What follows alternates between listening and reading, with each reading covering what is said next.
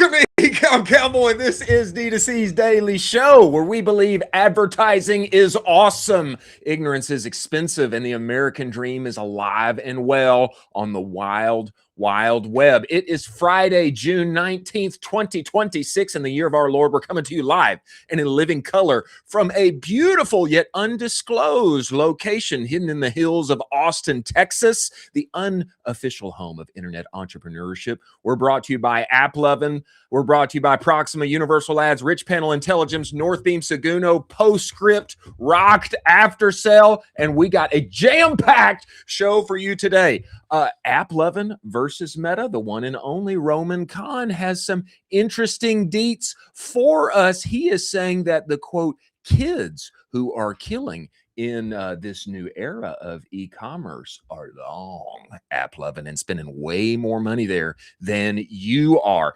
TikTok's deal for you days, it is their Prime Day competitor, and they're pushing hard on it. Did not know that this existed. It very much does, and it's longer than Amazon's Prime Day. Snap is spinning off an AI video team. Does this mean there's going to be more mobile gaming inventory for us? Perhaps. And the one and only Seguno, through Shopify Edition's new spring 2026 rollout, you can now bill your emails with Sidekick. Slam, bam, magic happens, and campaigns go out. We're going to be joined by Jared Goodstat, CEO of Rebel Audio, and a major Major. He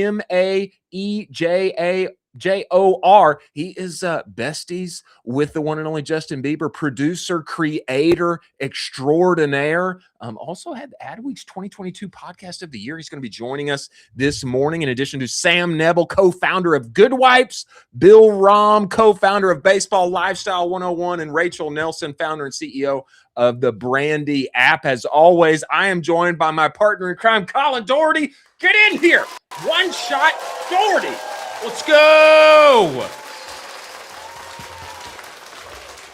Can I just say, you're hanging loose today? And yeah. I'm feeling that energy because it is Friday. A lot of skin. That thing's flying today. Yeah. I mean, that thing's just going to be. I mean, I feel like we're headed into a good weekend because couple cigarettes in the French Riviera and I'm good to go, dude. Yeah, I mean, if we can't Euro Max, we might as well World Cup Max. U.S. team playing tonight. It's going down again. I know that's highly important to you. Yeah. And hey, I'll just say again, if the U.S. wins the World Cup, then we should enforce that everyone calls the sport soccer for the remaining 4 years until the World Cup comes again. We have got an incredible guest coming inside of this show, Jingle Jared, who is of advertising lore, okay, tying music, bringing it into shows, making advertisements, etc. This guy knows everyone inside the game, and he's bringing major to us. Producer has worked with Drake. What? Has worked with Justin Bieber. What? Has worked with Frank Ocean. What? Okay. Crazy. Has worked with Ciara. What? Okay. This guy has been around. Also created the 2022 Adweek podcast of the year. This was a Audible exclusive. Okay. Worked together with Amazon as a creator to roll this out. And what's wild to me, I want to talk with him about this. Brother, he won this, created this podcast by listening to the universe. Listening to the universe. Quite significant. Major frequency is what this podcast was called. I'd like to read a little bit of this. Yeah. And we talk about this. Yeah. Because it's not every day. It's not every day that you have one of the quite literal best producers of music that all our favorite consumers enjoy and customers enjoy, and bringing inside the show, podcast creator, what he's doing now, how that applies to all of our businesses today. I'm going to get a little bit into the story here as we read. Jared Goodstat was stressed. You can scroll down with me, Producer Jack. He had booked a retreat. I want to ask him about this story. Had booked a retreat in Tennessee's Smoky Mountains to record the soundtrack that would form the sonic underpinnings of Major Frequency, a 10-part podcast hosted by musician and producer Major and produced exclusively for Amazon-owned podcast juggernaut Audible.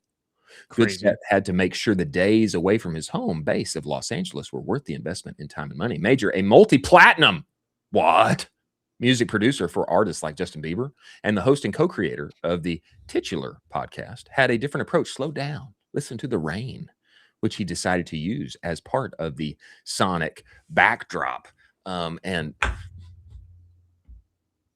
my article got cut off. So I'm scrolling again. I'm scrolling again on the right one. It's something you can never get from a sound library, Major told Adweek. It's just that particular rain that day hitting that type of material recorded on that microphone. And a lot of layers and elements like that really help tell the story. What I will say too, I think there's going to be more of this as we head into the AI age. Things being produced instantly. I think there's going to be an outcry for more creators who are intensely human IRL and doing interesting things like this. I think very relevant. Would you agree, Colin Doherty? Yes, I also think it's super important. There's a kind of an underlining message within this story in the fact that there's an unplugging that Jared is doing throughout this, where he is reconnecting to himself, reconnecting to nature, reconnecting to the reality of the world. And there's these two dichotomies that we're fighting right now, which is AIify everything, upload my consciousness into the AI robots, all the things, and then hey, I need to physically touch the grass and come back into real life. Yeah. And so I think Major sits on one of these dichotomies pretty heavily.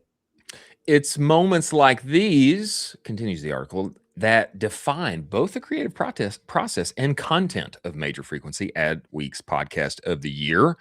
Major reveres chance encounters, a force he calls synchronicity. As such, the podcast came together through accidental meetings that became meaningful partnerships and friendships that served as resources for learning and understanding. This mirrors the goal of the project itself, turning people on to the power of frequency. Very interesting, especially in light of what has come out with Midjourney medicine, all the things that they are developing there, new technology to be able to help with preventative health. I think this thrust on this whole project, very interesting. The rate at which something vibrates, often manifested as sound, which itself has the power to heal if you are listening. Very interesting in light of all that's transpiring this week with Midjourney medicine, etc. Yeah. And methinks that our illustrious guests are here with us right now. Coming into the show right now, the one and only CEO of Rebel Audio, of advertising lore, the one and only Jingle Jared Goodstadt, and of course his good friend and collaborator and partner, the one and only Major creator, producer, multi-platinum. Gentlemen, get inside this show. We need to welcome them in here right now. What a way to start the weekend, you guys! This is incredible. Where's Major? I think he's coming.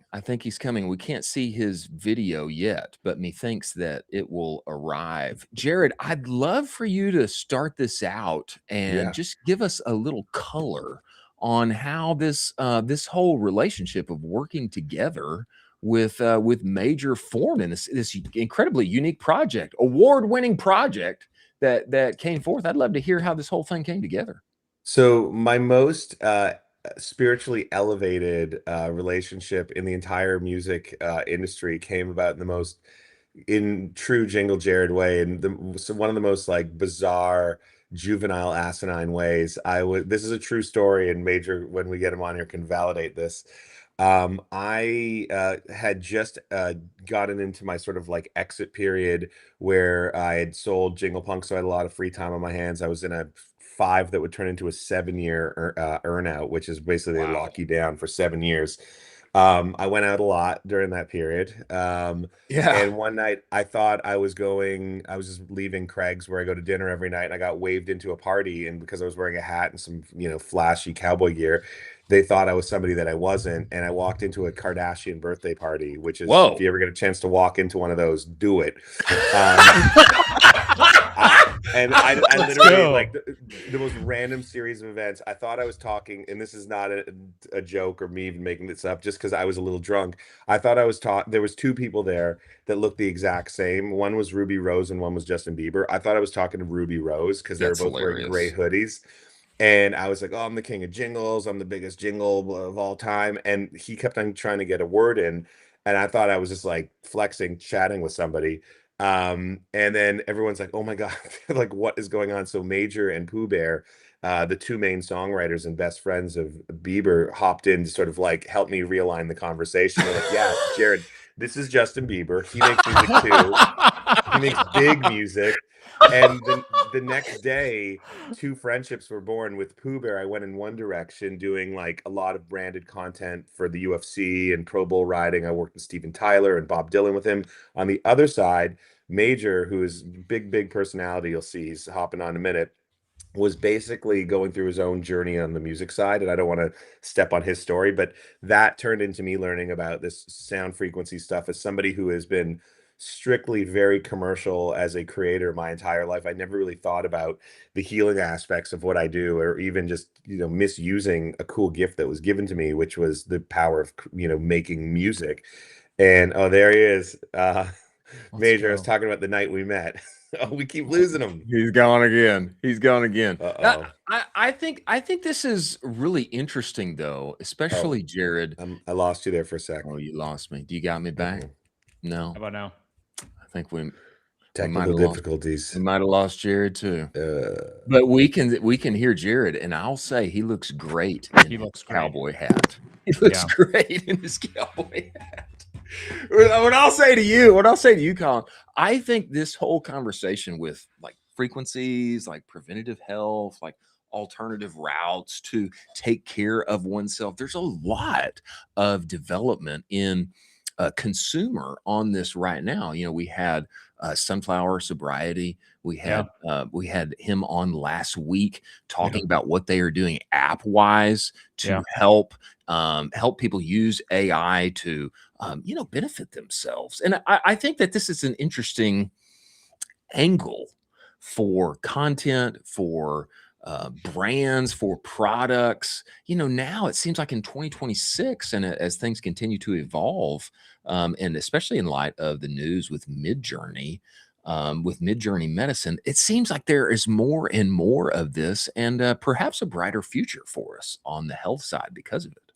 Yeah, you can see the consumer is really into this, which is really incredible. There's been a massive push away from very not great things that the consumer has been doing for the last couple of years. I won't name them here, but it's been pushed more towards the health trends of everything we've been seeing, some of which you just laid out. Also, on top of all of that, you talk about CPG, all of the consumer better for you foods that are just exploding right now.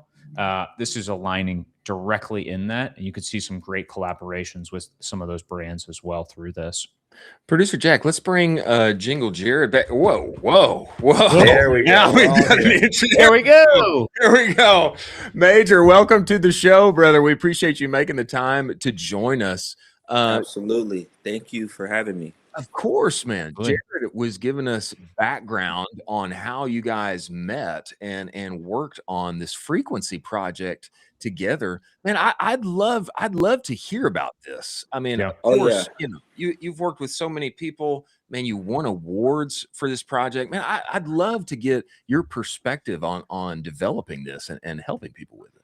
Totally. Well, I love Jared. We've become great friends. He's awesome. I'm sure if you've hung out with him, you know how he is. And yes, he's right. That night he may have had a few drinks because the way that I remember it was Justin was like, yo, this guy's pitching me something crazy right now. Please, like, handle this. Yes. And I'm used to that because, but honestly, I met him and I had the intention of wanting to get out of producing only standard music for the industry and for different Yeah. worlds. And he said, "Hey, I'm Jingle Jared." And I was like, "Oh, jingles. Okay, this is really cool." And he was so charming and funny and just really smart around music. And so I was like, this guy's a really interesting guy. Let's connect. And at the time, like I said, I was going through recovering a cancer journey. So I'm a Wow. survivor of cancer. And so I was starting to look into different ways that wellness can be explored, especially in our craft, with sound, from the scientific, from the spiritual, and from ways of music, all the ways that sound can be used for wellness, and something that we listen to every day and something that we do all the time, listening to music. How can we be really intentional about that? And with Jared's super creative mind, he was able to kind of take that, something that I would be in the labels pitching, like, guys, we're going to use music and for wellness. And they'd be like, I don't know about that. Jared was able to take that story and kind of make it make sense to all of the great team at Audible and to everyone around it. And it became a huge hit because I think it was just something that was genuine, something that was true, and something that was timely. And now, you see all of these people, like you said, looking for ways to escape burnout, anxiety, stress. Yeah. So coming in with something like that, we were pretty early on the curve, and I'm super grateful It's to Jared for that. in true just like happy accident form. As I started this relationship with Audible, this was the early days of podcasting. That I listen sometimes.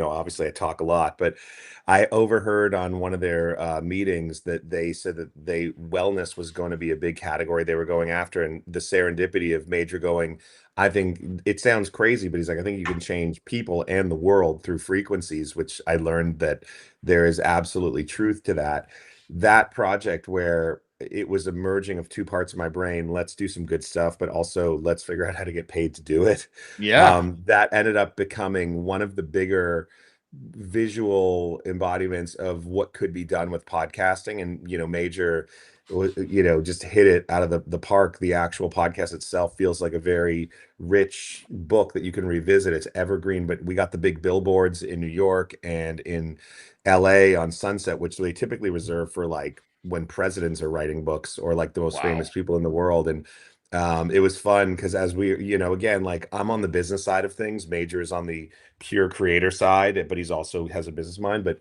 nothing is better for raising money for your company than being able to drive down Sunset and show potential investors that you put that up there with your partners. I So believe that. it was very cool. And Major did multiple sequels off that, and he has something really awesome coming up with us. We're going to VidCon, which is one of the biggest creator conferences in the world, the week after Whoa. next, and he's hosting a panel with myself and one of the people from Suno on digital burnout, on how the pluses and minuses of the world that we live in digitally, and how we can sort of avoid depression and burnout. And that's been, I think, another just merging of passion points in our world. I like to look and pretend like everything's always awesome and peachy keen Yeah. in my world, but I will tell you that post-COVID era, it's I live between two worlds of the physical and getting out and still doing my performative business but the sort of weird empty void of us living in these screens. And I mean, Yeah. Major can talk more to it because he's really seen the full spectrum of how this stuff impacts creators. Absolutely. Yeah. Please, Major. Absolutely. I mean, well, burnout has been a huge reason that a lot of people, companies are losing revenue and efficiency from their workers from burnout. I'm sure maybe you guys have experienced it with all the social Totally. media, with all of the digital. There's a constant comparison, a constant anxiety producing effect. So they've seen, even if you look at all these big companies, Apple, Google, all of these, they've building divisions and areas where people can literally attack this and work on this. With the youth, there's higher and higher growing anxiety rates, even suicidal thoughts, and all of these things. And so, it's something that we've really thought about. I worked together recently with National Geographic on a series called Earth Moods Frequencies Volume 1, and it takes basically music from different places in the world, all with the intention of kind of calming and relaxing the nervous system, because our stress has been through the roof these days. Everybody's just constantly on go. With it's like the yin and yang of having the access to these tools and being able to connect with anyone in the world, and then also at all times being able to connect with everyone in the world. And so, we're just trying to create tools that give people the opportunity to kind of settle down, to have a moment of peace. And then I believe that when that happens, you tap into that inner system of healing, just like we get the right sleep, the right diet, the right everything, that our system starts to heal itself and we can start to be the best version of ourselves. So this is our mission, and we're rocking on with it. Jared, And look, just to add to that, one last thing is people see these kids who become millionaires playing video games online or streaming. Look, even what you guys are doing, but you guys are out of a passion of a specific category. Yeah. I don't think that people realize how much time and dedication it takes to build an always on strategy. And a part of our thing, even with Rebel, is that hopefully we have some tools that give you more time to get out and go for a hike or spend time with your family and do all that stuff. Like, that's the goal, is that the hard work we're doing now will create some scalable tools so you can actually step away, and maybe that will again be the byproduct of the hustle that we're doing now. I like that.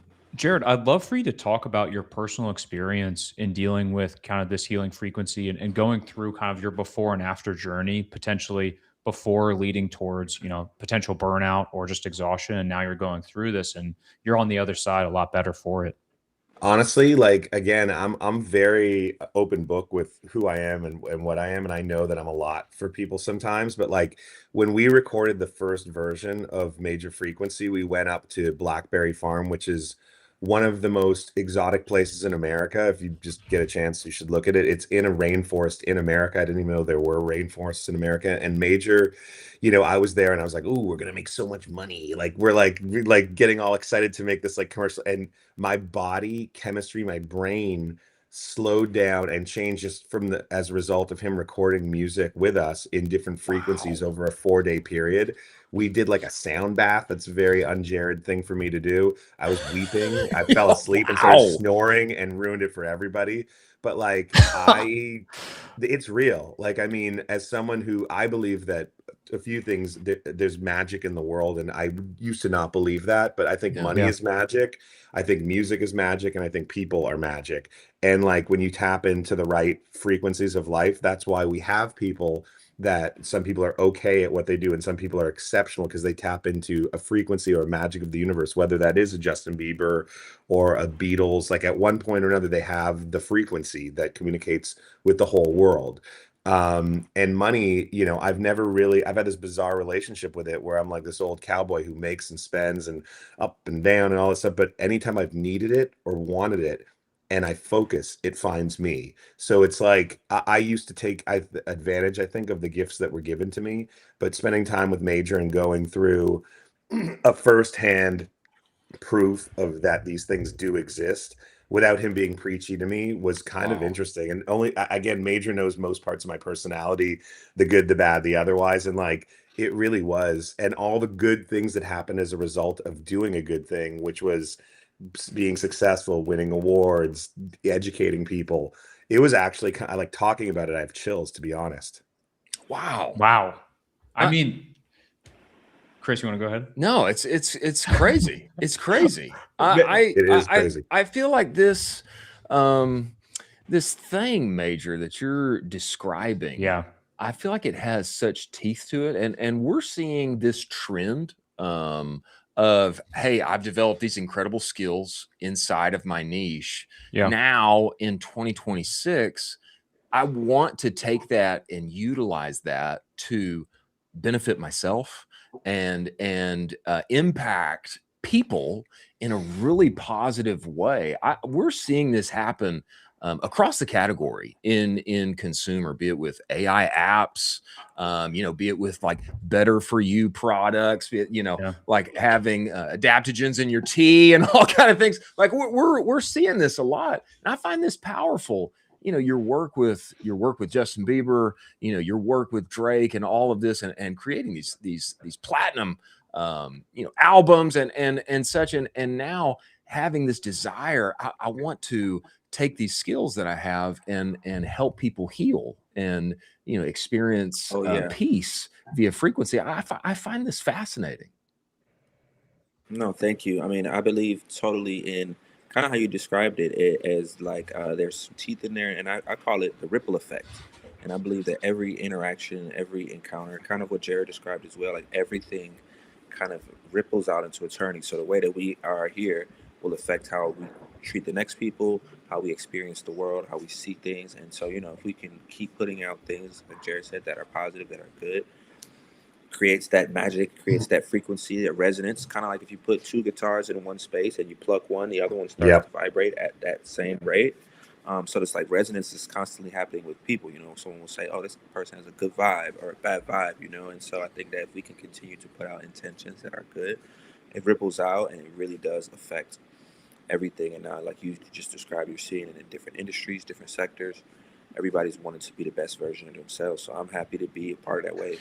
Major, I mean, I would love to personally, selfishly ask you a question where Chris and I run probably at 130 miles an hour every single day for this live show. We do. How do we tune our frequency to be more in line with everything else? Yeah. How do we personally, us two, get our frequencies tuned in? Because we are running nonstop every single day. And I would love to find some more Zen. That's why I got so many energy drinks up here, Major. I need some help. Right. So it sounds like you guys have no problem with the going. One thing that maybe would be helpful for you is the slowing down part, taking that moment of, and for different people that looks differently. For some people that looks like meditation. For some people to sit there and just sit down with nothing is, a little bit, especially when you've got a lot going on. Some people that's not for them. And so, that's why we created even some of the tools that you can find on Major Frequency and some of the experiences I just described is like music that could maybe you could have a few moments of peace, stillness. Stillness is that place where you can kind of take a moment to actually listen to what's going on in your mind and listen to, take a breath and actually, focus on your breath and be present and be here. I think just taking those consistent moments of that. Some people like to do it in the form of breath work. Some people like to do it even in the form of taking a walk. But I do think that if you're running, especially like you guys who are just constantly going, if you don't take that time, and sometimes we don't want to do it because we think, well, I'm going to miss out. But in reality, if we don't take that time to take a breath, to take a moment of peace, to take a moment of stillness, either it's just listening to that calming music or doing that breath work, or sometimes sitting in silence, for me is how it looks, then we will burn out and then we won't be as efficient in the long term. Right. And so, by keeping that in our memory, I think that it reminds us of the importance of taking that moment. I think daily is good, even maybe twice daily, but just even if it's 10 minutes, 20 minutes to just sit somewhere, take a few breaths, and then you can hit it at 140, for the rest of the day. Exciting. Love it. Gentlemen, man, we appreciate you guys making the time to join us. Before you leave, though, we got to hear, I just got to say, number one, I think this is an incredible angle on the benefit now, like you underscored, Jared, that you're hoping Rebel brings to people like ourselves and other creators, brand owners, founders, operators leaning into media, podcasting, etc. with Rebel, allowing people to disconnect more by using the tech available to us today. And I'd love to, and I also think, Major, this upcoming National Geographic project, I'm really interested in, and I want to take that thing in. And I'd love if you guys would, before you go, tell us, man, where to get the content, follow you guys as far as VidCon and the upcoming panel, where to take things in, and so that we can stay up to date. So for my side, I'll go quick, and then Major, you do your thing. We have VidCon coming up, not this Saturday, but the following Saturday. We have a panel. They can find it at VidCon on the website, and it's going to be on Digital Burnout. In the meantime, Major and I have also been around the world, and I'm going back to one of my favorite places, Cannes Lion. I just, like an old cowboy, found all my old trophies. I have one. Let's go! Two, three. Let's go! I almost forgot I had these. Like, let's go, baby! Year, it's almost like I won an award, and now it's becoming more relevant. This is the first year where it's all creators going. When Major and I used to go, it was all the advertisers like WPP and Coke and Burger King, and this is the first year where it's now shifted where, I think it's so crazy because, part of my mental meditations that Major has made me more aware of is it's like I don't stress myself out that much about the future anymore because there's nothing more that I could do to put anything else on the wall that if I was telling my story at a bar or to a stranger would make it more additive or create more aura. He's like, I think that I've learned just to be in it and also be silly about it as well. It's like I like the old cowboy routine. It's like been there, done that. Now I'm playing for the extra chips on the table. And that's probably one of the biggest lessons I've learned from Major. And just in terms of frequency, getting out of the house, being around people you like, and just doing stuff like this. I really believe in what you guys are doing too. And I'm a big believer in creators. And I think that you guys, with the brand you're building, it's just exceptional. So 2 things, Can Lion next week, VidCon, and Major, over to you. Let's go. Absolutely. So now I've been incorporating this into many albums and in different projects. So you can get some of this frequency magic actually in the new album from Bieber. As well Incredible. as we released the first project of National Geographic, Earth Moods Frequencies. We released the first one. It's available everywhere. Just type in Earth Moods Major National Geographic Volume 1, and we'll be releasing Volume 2. It explores a frequency from each part of the world. It's kind of like each one of us has a unique frequency, a unique vibration that's only you. And when we come together, we play a beautiful symphony. As well as I've just completed a book as well called The Love Frequency, which will be released through Hay House. So this was coming out next year. So just constantly putting out good vibes every moment. And yeah, look forward for more frequency magic.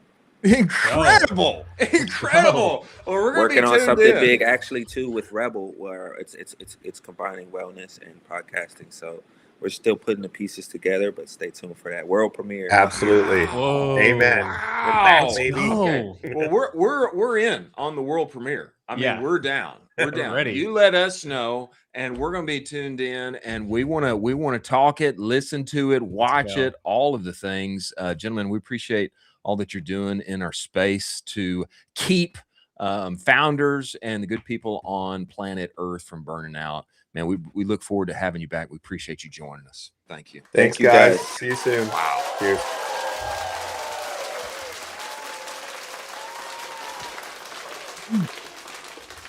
What a great way to start Friday, man. I know. I mean, I feel like we got to pick up some of those tips, and we gotta align our frequencies a little better.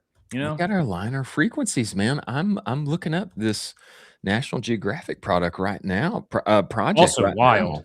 I didn't. wild drop.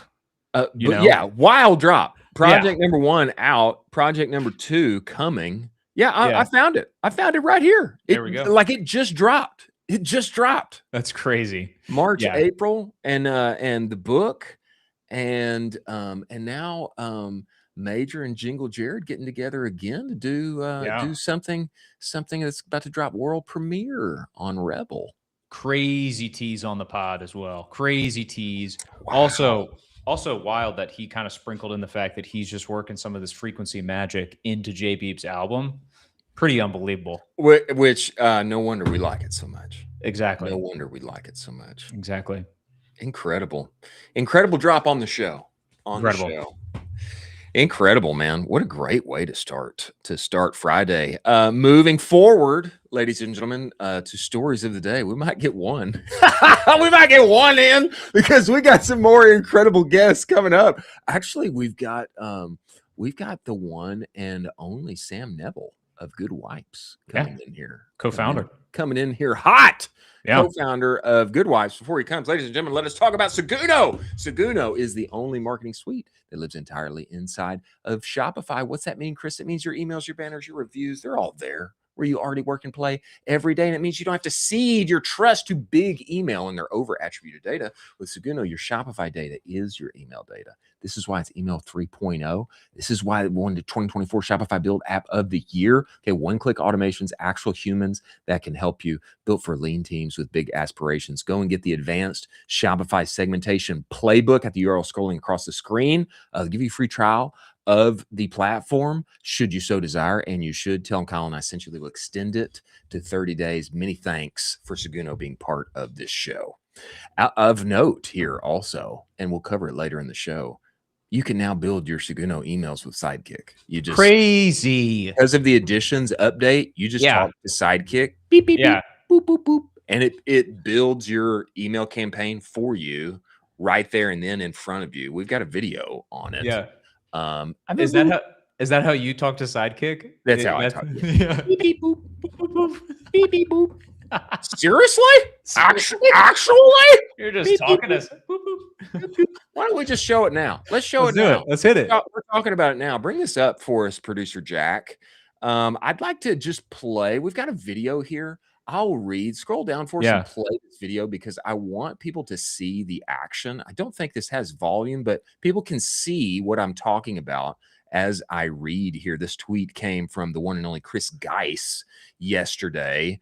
As on the piggybacking on the Shopify Editions launch, and now what people can do with Seguno. It is a little small. Yeah, it's a little small. Why don't you zoom it in for us, producer Jack? I'm reading here from Chris Geis as part of the new Shopify Editions launch. See if you can. Yeah, there we go. Yeah, click on that bad boy. There we go. As part of the new Shopify Editions launch, Seguno is now integrated with Sidekick. Yes, it can answer your data questions, and that is super helpful. But watch how it can actually build your emails. You can see on the side here, just clicking and clacking, talking, and Sidekick is building your campaign for you. After a simple prompt, Sidekick creates a plan, asks for clarification when necessary, brings up the Seguno editor, and creates a full draft. I then asked Sidekick to make a couple of changes to simplify the design. Finally, I made a quick tweak to the button style myself because you have the full power of the Seguno editor at your fingertips. So dope. And I totally agree. This is, to me, this is totally in line with one-man brand. This is totally in line with equipping and empowering new entrepreneurs to get on the interwebs and scale and get their business up and to the right. I think this is juicy. It's absolutely incredible. It's making it easier for honestly, the overwhelmed man or brand owner to rock and roll and actually push their brand forward. This is incredible. It's incredible that Seguno was able to work with Shopify directly on this, integrate so soundly on it, and push out such a beautiful update. Kudos to them and their team. This is incredible. It looks amazing. Powered by Sidekick. Absolutely beautiful. We love to see it. Yeah, good on him. Good on him. We have the one and only Sam Nebel, co-founder of Goodwipes, bringing the internet and the world's most premium flushable wipes to all of us everywhere. I think these guys are in like 15,000 plus doors. Okay. Yeah. They're in like Walmart, Target, Kroger, Albertson, Safeway, HEB, everywhere. And they had this interesting collab, did they not? Did they do like some kind of interesting collab as of late? We were covering it on the show. Didn't they do something with Olipop or something? I think that they did, which I thought was a joke. No, and fiber. It turned out to be real. Fiber from Olipop. It turned out to be real. It's like, this like incredible flavor that I can, have for the necessary things that we all must take care of. Yeah, of course. But, we desire to do it in a winsome way. I think we should just go ahead and bring them in here. Let's bring him in here. Everybody, welcome to the show, the one and only Sam Nebel, co-founder of Goodwipes. Sam, get in here. Woo! I love it. The energy on this show. Can you guys hear me? Oh yeah, you sound great. Amazing. You sound great, bro. The production quality, the energy of the show is just magnetic. I'm so happy to be here. And you fired me up talking about the collab, the peaches and cream. Let's go, baby. Right here. Here it is. Okay, Sam, we got to talk about this first. I saw this. We actually covered it. I thought that it was an April Fool's type thing. I was like, man, there's like no way this is real because it's too good. Like, there's no way that could actually happen. It's real. It's real. Man, tell us about this. I think this is like, it's so interesting. And it's incredible for what people would think is kind of like a boring category, like wiping, taking care of your business, like this is like the exact kind of incredible thing that I think you guys have done that makes Goodwipes so interesting. I think it's like got to be part of, your mindset and all the success that you guys have had. I'd love to just hear your thoughts on this, little background on it. I'd love to talk about it, Cowboys. And let me tip my hat to you because you followed along the life cycle of this collaboration absolutely perfectly. Because it actually did start and get announced as an April Fool's joke. Oh, That that's was the whole hilarious. plan. We said, hey, how can we make people freak out? Everyone does this fake little collabo. And they say April Fools. They've been doing it for 5 years. It's gotten boring. It's gotten old. It's gotten tired. And we said, what if we play into that game with now with AI, there's, 10x the amount of the volume. Yeah, of course. And let's actually launch something. So April 1st, we said, this is Fools. This is an April Fool's joke. Wow. April 2nd, Olipop, Goodwipes, and Walmart did a collaboration post announcing that this is actually real. And this showed up on Walmart's Instagram page. Crazy. Which we were in the company of Ben Stiller with Ben Stiller sodas. Yeah. Mario with the Super Mario release, which is like the Crazy. one of the biggest movie releases of all time. Yeah. And Goodwipes. And Whoa! Let's go. And it's been it ended up being our second best selling item in Walmart. So it actually launched in all 4,200 Walmarts and on our website. We did a commercial behind it with DJ DeLisa and Jack's Day in the Life. Who DJ DeLisa is the opener for, and actually the tour DJ for the Jonas Brothers. Crazy. So we work, the Joe Bros. We work with go. him, and we said he would be the perfect professor to teach people. It's all about teaching people and marrying up the guts and the butts, which I just posted to Twitter, by the way. That we're talking about guts and butts. The guts and the butts. So you drink your Olipop peaches and cream. Yeah. You drink your Olipop peaches and cream. And then, so you get the fiber, you get the prebiotics. And then we always like to intercept a step 2, because it doesn't make you go to the bathroom right away. It's not like a diuretic. Right. And it's not like X-Lax or anything, which I have, of course, experimented with before. And so we say, do a little dance in the video. In the commercial, it has do a little dance, and then go to the bathroom and wipe with the peaches and cream flavor Good Wipe. Which, by the way, we matched. It's actually the same exact smell. So Seriously. we pushed it together. When we do events, we wrapped our Porta Palace in. Yeah, that's our gold premium vessel that we take to music festivals. Yes. We went to Coachella, Stagecoach, Kilby Block Party in Utah, and it's just fun. It's fun. That's what we try to do. So you talked about building in a stodgy category. Yeah, that's what we're trying to do, is bring fun and energy and liveliness to break down those taboos, and that's our way of persuading the masses, capital ASSES, lowercase m, to wipe the right way. And so this marriage of guts and butts is really what it's all about, and feeling good. And it was a tremendous success. That is incredible. That's incredible. Thank you.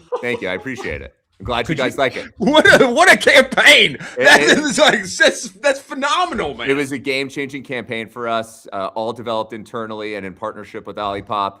And, a lot of these collabs, and I like to toot our team's horn here. I didn't really do much of it.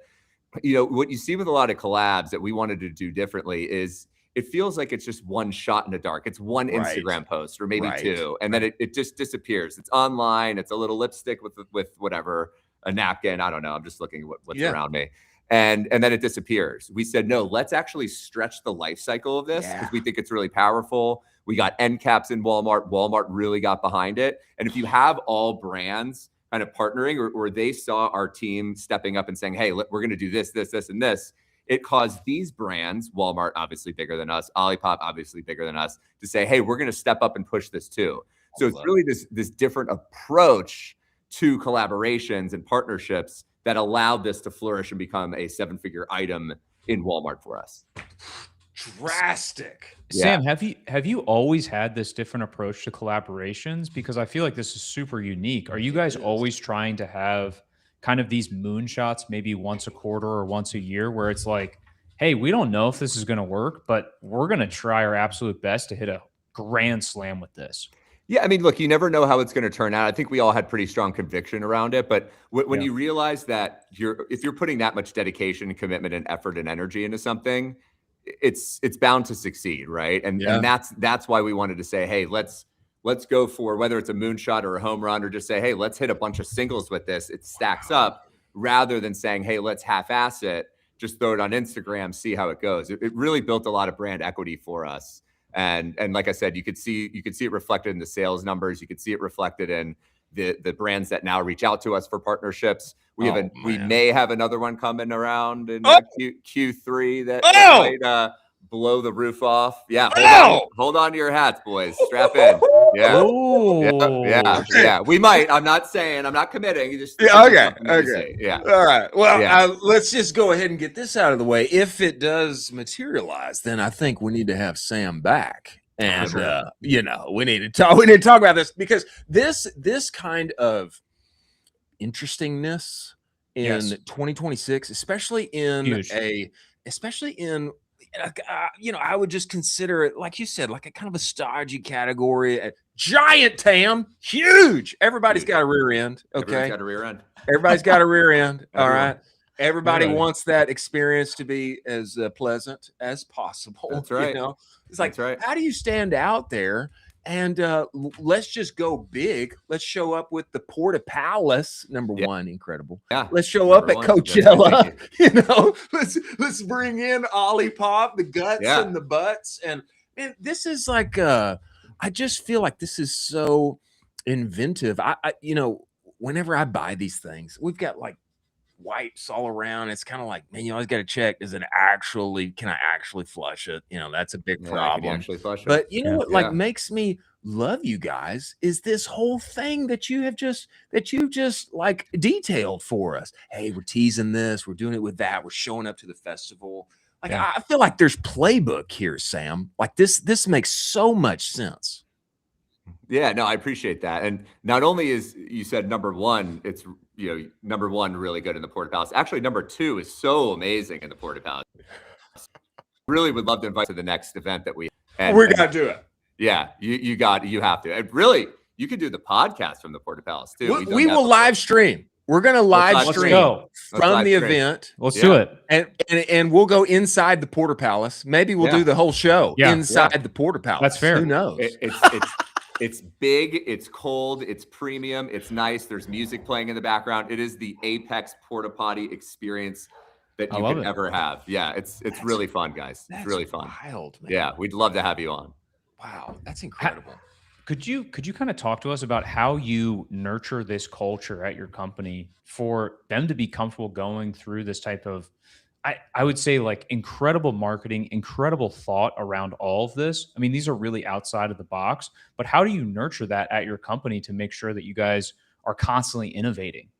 Yeah, I think it comes from a culture of, you always have to have accountability at the foundation. And my partner, Charlie, has been brilliant engineering that and instilling that before we were really blowing up and becoming a real company that's out there with real household penetration. Wow. But it's that sense of autonomy. It's that sense of creative energy and spirit where, you're still saying no more than you're saying yes, but we really give our team time to flourish in the creative ideation stage and try to take risks. And look, you have to work through it. It takes a lot of people on the team, but at the end of the day, we just challenge each other and ourselves to have fun in a fun way. And it's a positive sense of pressure, right? We're doing well. We're growing market share. We're growing household penetration. Our awareness is growing. Our retailers love us.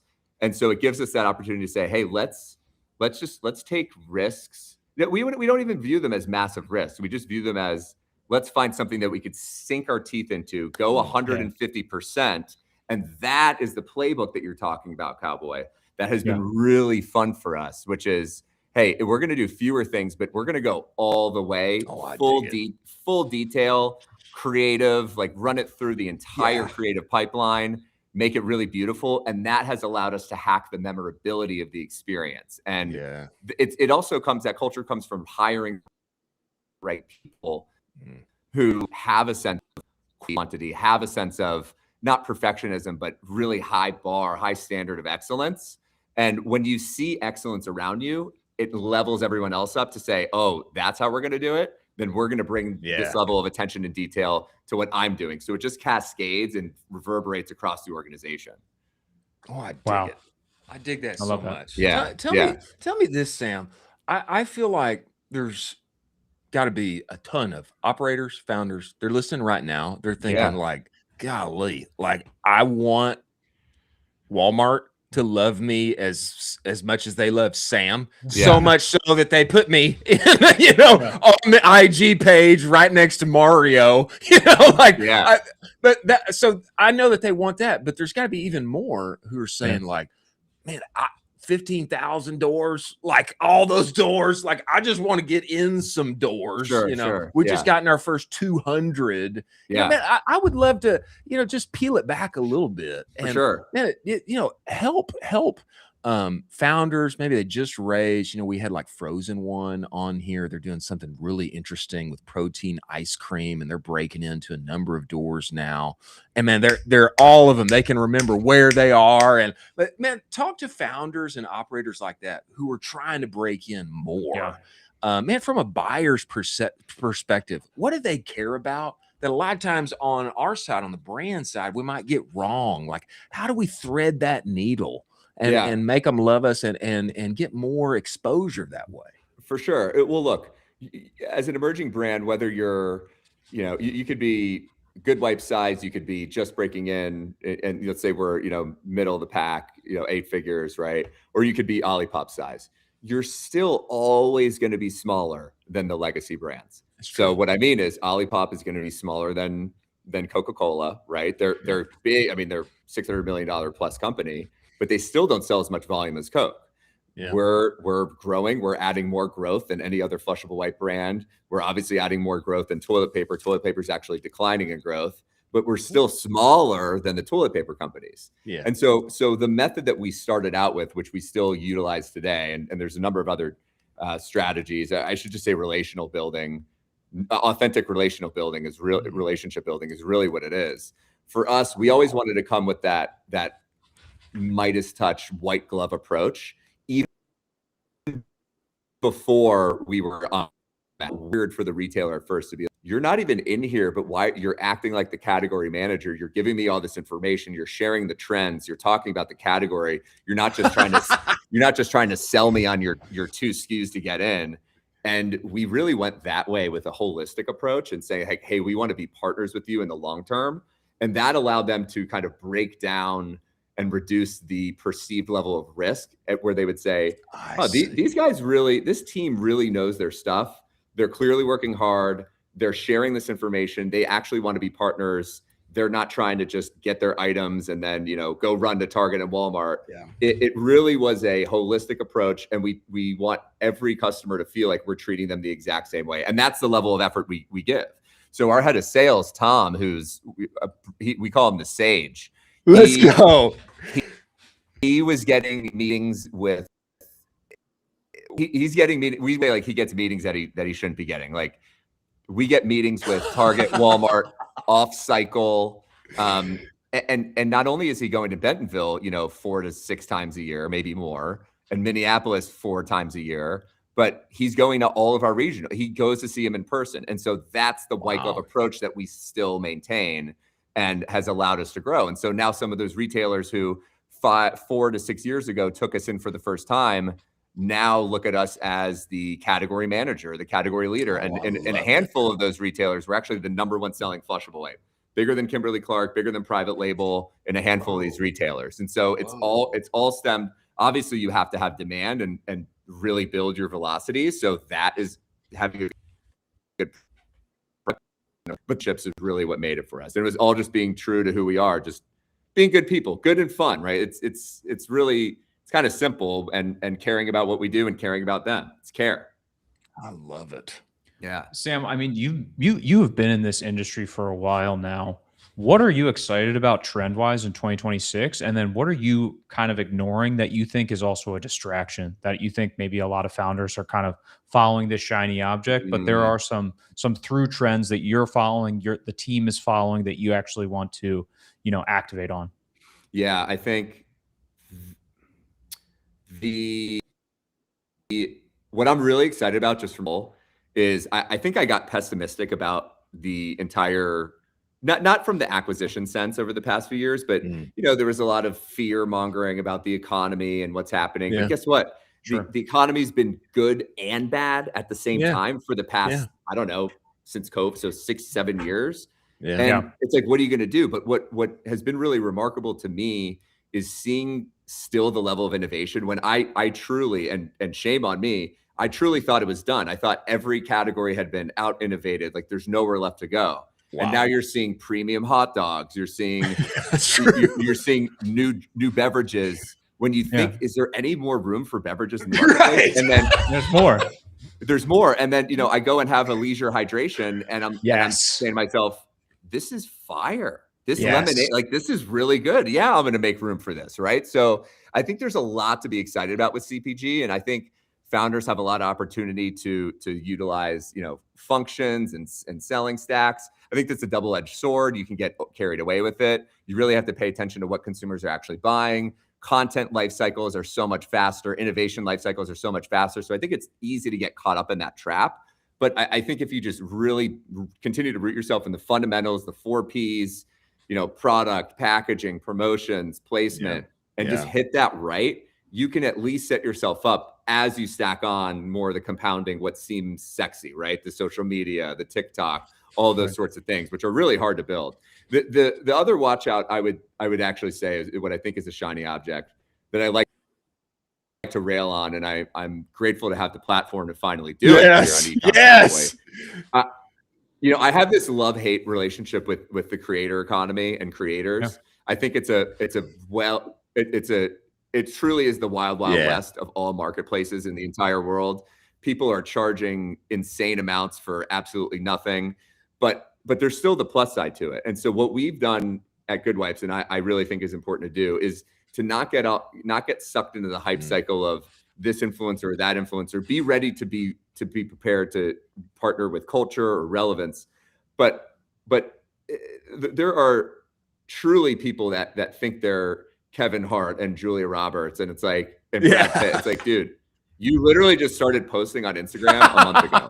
And then the other side of that coin is those people could be the hottest people in the world. And so I think it's just a balancing act, right? Like you have to work with creators, but if you really are patient, you can find people that actually want to partner with you and aren't just looking for a money grab. And we've found a good way to strike that sensitive balance and start weeding out people that feel like they're just hitting us up for money, compared to people that are like, I love Goodwipes and I want to work with you guys and I am willing to make it work within your budget if they're really high profile folks. Because, those could be $50,000, $100,000 for a post type people. And if they're willing to say, I like you, I want to work with your brand for less and let's build out a program, those are who we tend to partner with. I like these spicy takes. I went pretty generous on there. I ended up going with, we've had some good experiences. Okay. All right. But all right. Catch me on a bad day about creators. And I'm just like,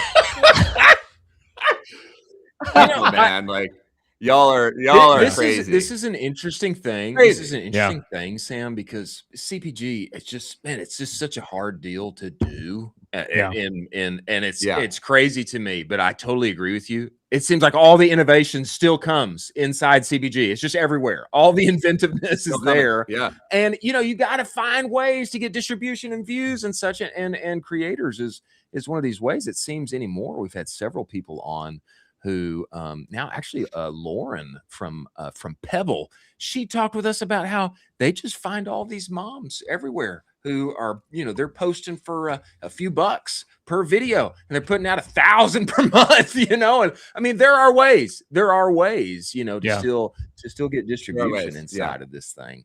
Man, that's incredible. It's incredible. Tell me this, man, as things move forward, like I would just think, Sam, like someday, like the biggest company in the world is going to buy you or something. And like, I don't know, just tell me, like, what keeps you excited? What are you looking forward to 2026? I love everything that you guys are doing. Like, what's coming that keeps stoking your fire, that you keep pushing this thing up and to the right forever? Yeah. For us, we've been doing it for about 13 years, actually 12 years and 11 months from the day that Charlie and I decided to start Goodwipes. And every year gets better and better. Every month gets better and better. And the opportunity in white space feels like it continues to grow. The category continues to grow. We're the fastest growing brand in the category. There are a few new entrants. and it's a little validating. It's not really scary because we continue to just whoop them in where we're at, and so that just gives us the foundation to say, hey, we've built the foundation, the 4 Ps. We really focus on this, and made this part of our institution, cultural institution, so that anything we do on top of it is really going to help us achieve those awareness and household gains. And the fact that still 60% of the United States hasn't even tried a flushable wipe before. Seriously? Yeah, it's just like, hey, we still believe we could replace toilet paper. We still believe that there's so much white space for multiple billion-dollar brands to be in this category. And, our vision is we see ourselves eventually, maybe it's in 5 years, being the leader. So whether it's a big brand that wants to buy us, I mean, we're already bigger than Charmin's flushable wipes. Is there Let's a go, day, baby? Let's go, baby. Is there a day where we could be bigger than their toilet paper? I don't know. Maybe not. But we just see ourselves as the life force for this category, and we have all the tailwinds as evidence to prove that. So we're pretty pumped. I mean, Colin, talk about like big mission. Yeah. Like, I mean, 60% haven't even tried a flushable wipe yet. We think we can replace toilet paper. That's a mission, Sam. Yeah. I dig that, man. There's so much white space left. This is a great point. So much white space. Thank you. I appreciate it, guys. Yeah. Wow. Unbelievable. Well, man, we appreciate you for making the time to join us, brother. I think we got to have you back when if something materializes Q3. Yeah. And you just let us know next time the Porter Palace is around, we're coming. We're coming with our gear and we're ready to live stream. We're finalizing our second half placement, so I'll keep you guys posted. We'll run it live. It'll be fun. It'll be fun. That's all right. Incredible. Let's go. We appreciate you, man. Thanks for joining us. We look forward to having you back, Cool. Sam. Incredible. Thanks, Cowboys.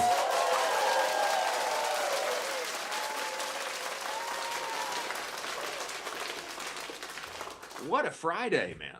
Crazy Friday. We're rocking and rolling. I mean, Sam's just dominating, and crazy category to just fully dominate every single person in. He made a great point. Man, they're growing. They've been at this for over a decade now. He does. I mean, listening to him talk, detailing out the campaign that they just did with Olipop and Walmart, how they did that. I mean, it feels like they feel like the category leader to me. Yeah, It's like it's juicy, man. Yeah. I can't name another person in the space. That's how good they are. Yeah. And like of course I know of Goodwipes, but obviously has their very specific take, which is good for them. But man, he's the way he's like cast the vision there. I believe him. Maybe they could replace toilet paper. Let's go. I'm ready for it. I actually haven't tried them yet. I haven't tried any flushables. Never. Colin, you haven't lived. I haven't lived, apparently. You haven't lived. I think we need to solve that. Got to change my life. That. We got to change your life. I'm going to order you some Goodwipes and have them sent to your house. Okay. I'm going to order you some Goodwipes. Let's go. Jack, we need to include this. Okay. On the interview. We got to include this piece here when we cut this eventually. I'm going to send you some Goodwipes, Colin. It's going to change your life. All right. I'm ready to have my life changed. Yeah. Yeah. Everybody's got a rear end. Yeah, that's true. And time for that aspect of life to go up and to the right. Moving forward here, I believe we have a couple more stories of the day. Send me. Oh, you're the man. You're the man, Sam. You're the man. You're the man. Moving forward here, a couple more stories of the day. Before we get there, ladies and gentlemen, let us talk about the one and only Postscript. Focus is an amazing thing. When you focus, you get outsized results, and there is a reason. There's a reason why when people switch from whatever SMS partner they're working with to Postscript, they see on average a plus 22% increase in SMS revenue. Now, I didn't see that. I saw a whole lot more. Okay, we went from making very little money on SMS to being a top 1% account on their entire platform inside of a year. And the way we did that is I just listened to what they said. Okay, and what Postscript is saying is that you're leaving money on the table when your customers text you back. Go get the conversational report, direct to consumer.co/the conversational report. What you're going to get there is the data on Postscript's AI shopper and how it can enable you to have one-to-one conversations with all of your customers at scale all the time, even while you take a mid-afternoon siesta. We had Nate Lagos on this show. He turned on AI shopper day one. They made an extra $17K while he was at the Jack Daniels distillery, completely offline. Postscript's AI shopper also has this ask shopper aspect now where you can mine all that juicy conversational data and get to know your customers better. Go talk with Postscript. Tell them Colin and I sent you. Many thanks for Postscript being part of this show. Now, a couple more stories of the day. Maybe one more. I think we've got another guest coming in here. I think we've got Bill Rahm coming in here next. Let's go. Okay, before we get there, incredible tweet from Roman Khan that came out yesterday. Okay. Incredible. I think of note. All right. AppLovin v Meta. Is AppLovin Meta 2014, AppLovin 2025 and beyond? Roman had this to say. Roman of Peak 21, I believe. Peak 21 is his group. He said, I host an event for Ecomm founders in Hong Kong and Shenzhen twice a year. Kind of a flex. Hong Kong, Shenzhen. Crazy. We had 65, quote, kids attend the last one. If there was a podium for the top 3 attendees, then the top 3 had a 90% reliance on AppLovin versus Meta. Crazy. Wow. Okay, blended average for the attendees, I'd say, was 10% of wallet share being spent on AppLovin. I bet if we fast forward 12 or 24 months and attend my events, that will be greater than 20% of wallet. Naturally, there is a massive selection issue here because anyone attending my events are at the cutting edge of paid media in D2C, as they are all bootstrapped, so they can't afford not to be. And he is quote tweeting a tweet here from Felix: Meta in 2014, TikTok in 2020, AppLovin in 2025. Same story 3 times. Early movers won, late movers paid retail. I think of note here, and I agree with him. And actually, we had AppLovin on the show here recently, Rafael Vivas, and he was saying the same thing. He's like, "Hey guys, we reach 1 billion people. We've got 3,000 advertisers. Like, the arbitrage moment is now." Right. Yeah, I totally agree with that. I think the arbitrage moment is right now. If you're not moving on it, you're going to come in way too late. I mean, they talk about it. You compare the total number of users that they have on platform compared to Meta. I mean, unbelievable difference in competition. The arbitrage moment is right now. You have to test channels. You have to diversify out of Meta, and it's super easy to get rocking and rolling. We have coming inside of this show the one and only Bill Rahm. Okay, Bill is Bill operates in a special category.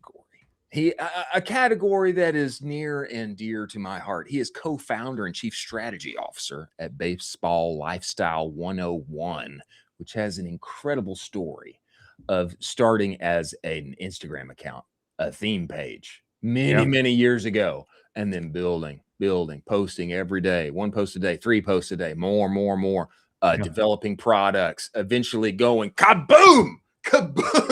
Now they're everywhere. Retail, all the things have their own stores. Their drops sell like bananas. And I want to ask him. About the inflection point. I'll just say, I used to be in the travel baseball category every day, all day, and watch the whole thing happen. So it's very interesting to me. Everybody, welcome inside of the show, the one and only Bill Rahm of Baseball Lifestyle. Get in here, Bill. Let's go. What's up, guys? How we doing? Let's go. Bill, even better. Now that you're here, we appreciate you making the time to join us in the busy world of New York City, sir. We got a busy day going on, but happy to be on. Excited to be on. Let's go. Okay, Bill, I want to know. I have detailed a little bit, and I'd love for you to elucidate more. But I want to know. Okay, infamous story, baseball lifestyle 101. I mean, we're going up and to the right. We're posting, we're nitty gritty. We're there all day, every day, online, connecting with travel baseball kids and more. And you guys are so knit into the community, which I think is so wise. Number one, takes time. Number two, takes authenticity. Number three, I want to know about the inflection point. Was there an inflection point for baseball lifestyle where we just, hey, we've been building and now we're kaboom, that arc, that hockey stick just started moving a little farther up? I have always wondered if it was the ice cream shorts, Bill. I've always wondered, but I'd like to hear from the man himself. Was there an inflection point where growth just went kaboom? Yeah. So I think it would be disingenuous for me to say that the ice cream shorts weren't part of that process. But I think also at the same time, we had been doing ice cream for 2 years before it really took off. Yeah. It's not like the ice cream shorts came out and all of a sudden, money was raining from the skies. The bigger thing was we kept selling out every drop in like an hour, right? And then we added a VIP hour because we were like, hey, we want to make sure our best shoppers get it. We made a VIP hour, and then we were selling out in VIP hour. We had no inventory left for the public drop. And we're like, okay, like, how do we get more inventory? What do we do? How do we even get there? So in 2022, we brought in a fractional CFO in the summer. In my past life, I was a strength and conditioning coach. I actually trained his mom. All right. And he was the CFO at Shinesty. And yeah. She had introduced us because she's like, hey, he's doing big things and he could probably give you help. And a few years later, he was doing fractional and it was the right time for me. So we were just talking. I was like, hey, man, like, can we just run an audit? And he's like, you guys know you're making like $60 on everybody's first purchase? And we're like, no. And he's like, you guys know your LTV is 100% of people return in the first year? We're like, no. He's like, I can get you all the financing you want in the world. You guys got a great business. Go after it, push harder. So 2022, November, Q4 2022, I pushed harder for the first time on the ad account, like really tried to show how we were going. And we did about 600K. And that year we did 2.7. Come on. So it's like, I realized, okay, we need more, but same thing, we run out of inventory. So we got inventory-based financing through 2023. So 2022, about 2.7. Then we jumped to 5. Then from 5 to 36, 36 to 136. 136 this year we'll do, 220 to 250 million. And then Come on, Bill. And then I'll stop talking about how much we make moving forward. I won't be tweeting about it anymore. All right, fair enough. But yeah, I mean that the real inflection point was a better understanding of corporate finance, honestly. I think that we had the marketing, we understood the market, we had the audience, the demographics, we had supply chain built out. What we just didn't understand was where to borrow debt, how to leverage it. And when you're a company that's, growing 30 to 50% every month, right? Month after month after month, you're always like, man, for a company that's making money, we sure don't have a lot. Yeah. And that's when you start understanding, cash flow, cash conversion cycles, things like that. So I think we used that time to really figure out what that meant and what that felt like. Took a little bit of step in 23, and then 24, we also launched in wholesale. So in wholesale, we also went from, we were in all Shields, about 32 doors at the time. Yeah. Plus a few other, little places, Better Baseball. Yeah. Down in Georgia, a few other smaller spots. But then we reached out to Academy and Dick's Sporting Goods. Dick's Sporting Goods said no. Oh. Academy said yes. And then Academy had a problem. So we opened back up. We had given them exclusivity. DSG had been like, hey, we made a mistake. We shouldn't have said no. Do you want to come back? So October of 2024, we went into 25 doors. And then by May of 2025, we're all 750. Awesome. So we went pretty much in 7 months. We scaled from a test to national rollout. And if you go to any Dick's Sporting Goods today and you walk to the baseball section, half the section is baseball lifestyle. Boy, you better have known your numbers, brother. If you're scaling from 25 stores to 700 over 7 months, I mean, you better have your numbers right. That's incredible, man. Well, yeah, now we're in about a little over 4,000 total doors. That's so good, Bill. Wow. Hey, man, congrats, bro. Appreciate you. You know, I love Before the pop. Yeah, you knew me before the pop. Yeah, that is so incredible, man. Wow, that's awesome. Yes, Bill, sir.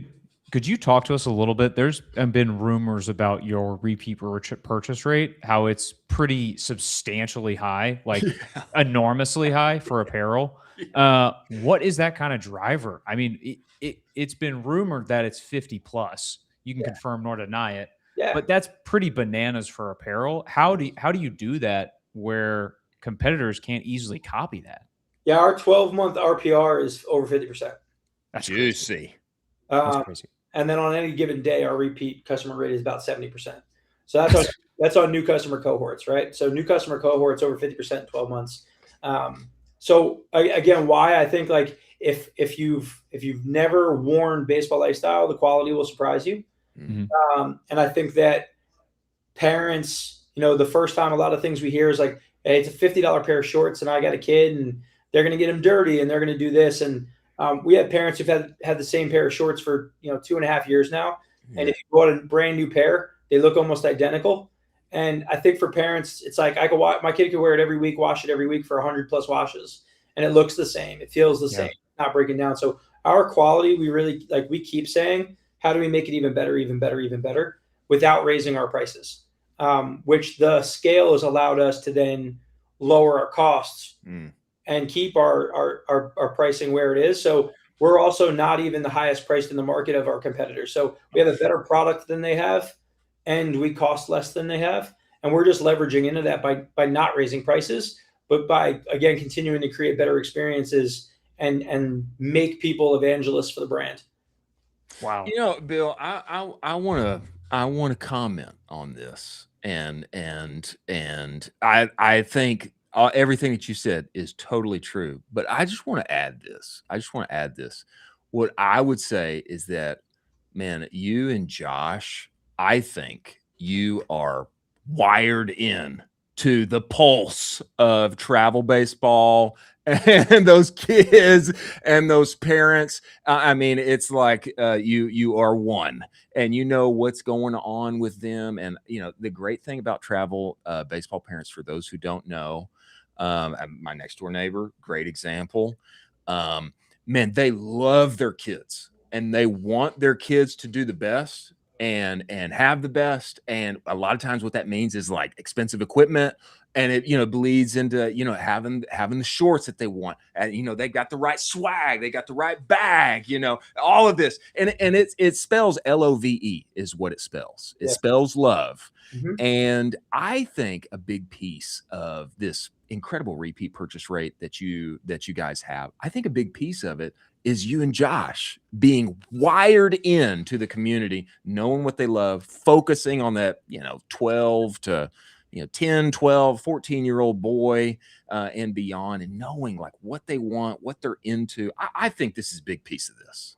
Yeah, for sure. And I think the reality is like every marketer could do this to some degree, but you have to actually go and live in the bubble that you're trying to serve. Exactly. I just got back from College World Series, right? But let me even talk about my team before I talk about how we see the community, right? My chief of sales, like my VP of sales, he was a professional baseball player, played Atlanta Braves, San Diego Padres organizations. He still coaches. He coaches a high-level team, nationally known team. Yeah. His kid's an 11U player. He knows the game. So when we go, he knows it's authentic, right? My director of sales, her son is a high-level 14U player. He's right now at Lake Point. 2 minutes before I got on with you guys, I was talking to her. He got asked to stay an extra week, play for the 16U team. He's on 14U. We really are in, like, everybody here. My senior director of finance, he threw 97 miles an hour. Let's go. One of my guys, my operations team, he was the 2016 minor league pitcher of the year for the New York Mets. We are in the game, and like I was a strength and conditioning coach, trained professional athletes. Yeah.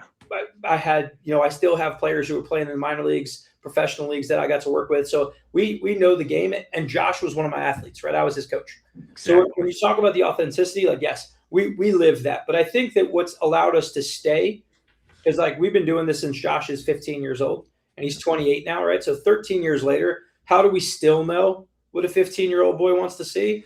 Yeah. And it's because we go out and we do it every day. We make content every day. We're there every day. We're staying present in the community every day. And there's no breaks, right? Yeah. It's every day you got to live it. And I think if everybody looked at it, whether they're selling, a bidet, or they're selling a wallet, or they're selling a water bottle, I think you have to live like, what is the use case that I'm trying to go at? What's the angle? And then what are the actual pain points? What are the actual things? What does that community want to resonate with? And just make sure you stay authentic. And I think for us, the other side is staying authentic. We hear a lot of people like, hey, when are you going to go into lacrosse? When are you going to Talk about this, Bill. Talk about this, because I think this is a big point. Talk about this. Baseball lifestyle will always be baseball lifestyle. Come on. Right? And I think that a lot of people tell me that that's a bug and not a feature. And I think that there's probably some truth to that noise. But Nike's a cross-country company. Yeah. Right? Viori's a rock climbing company. Yep. Lululemon's a yoga company. Yep. Supreme is a skate shop in Brooklyn, right? And you can become more than the thing, right? Berkshire Hathaway is a wood company, right? Like you can be more than the thing you are today if you're selling the right thing and you resonate with the community. And what we say is baseball is more than a game, it's a lifestyle. I think what we're trying to talk about is it's more than a game, it's a lifestyle, and live on that. And I think then it's about having a beer with your buddy at the game and commiserating about life, right? Having a catch with your kid and having lifelong bonds about having that, right? Taking your wife on a date to a baseball game for the first time before you got married. And it's one of those moments that you remember catching a fly ball or doing this. And the game is life, right? And all of the things that support it. And I think what we're trying to do is just say, stop thinking about us as one thing. And we're just going to stay true to who we are. And we think that's just going to resonate more and more. And it's why I think the game of baseball in general is having a moment in a lot of different ways. And I think we could just keep being baseball is fun, and we'll see what happens. I think this, exactly what you just described, I think so good. I think it's so good. And I think there's a lot of, like you indicated, there's a lot of,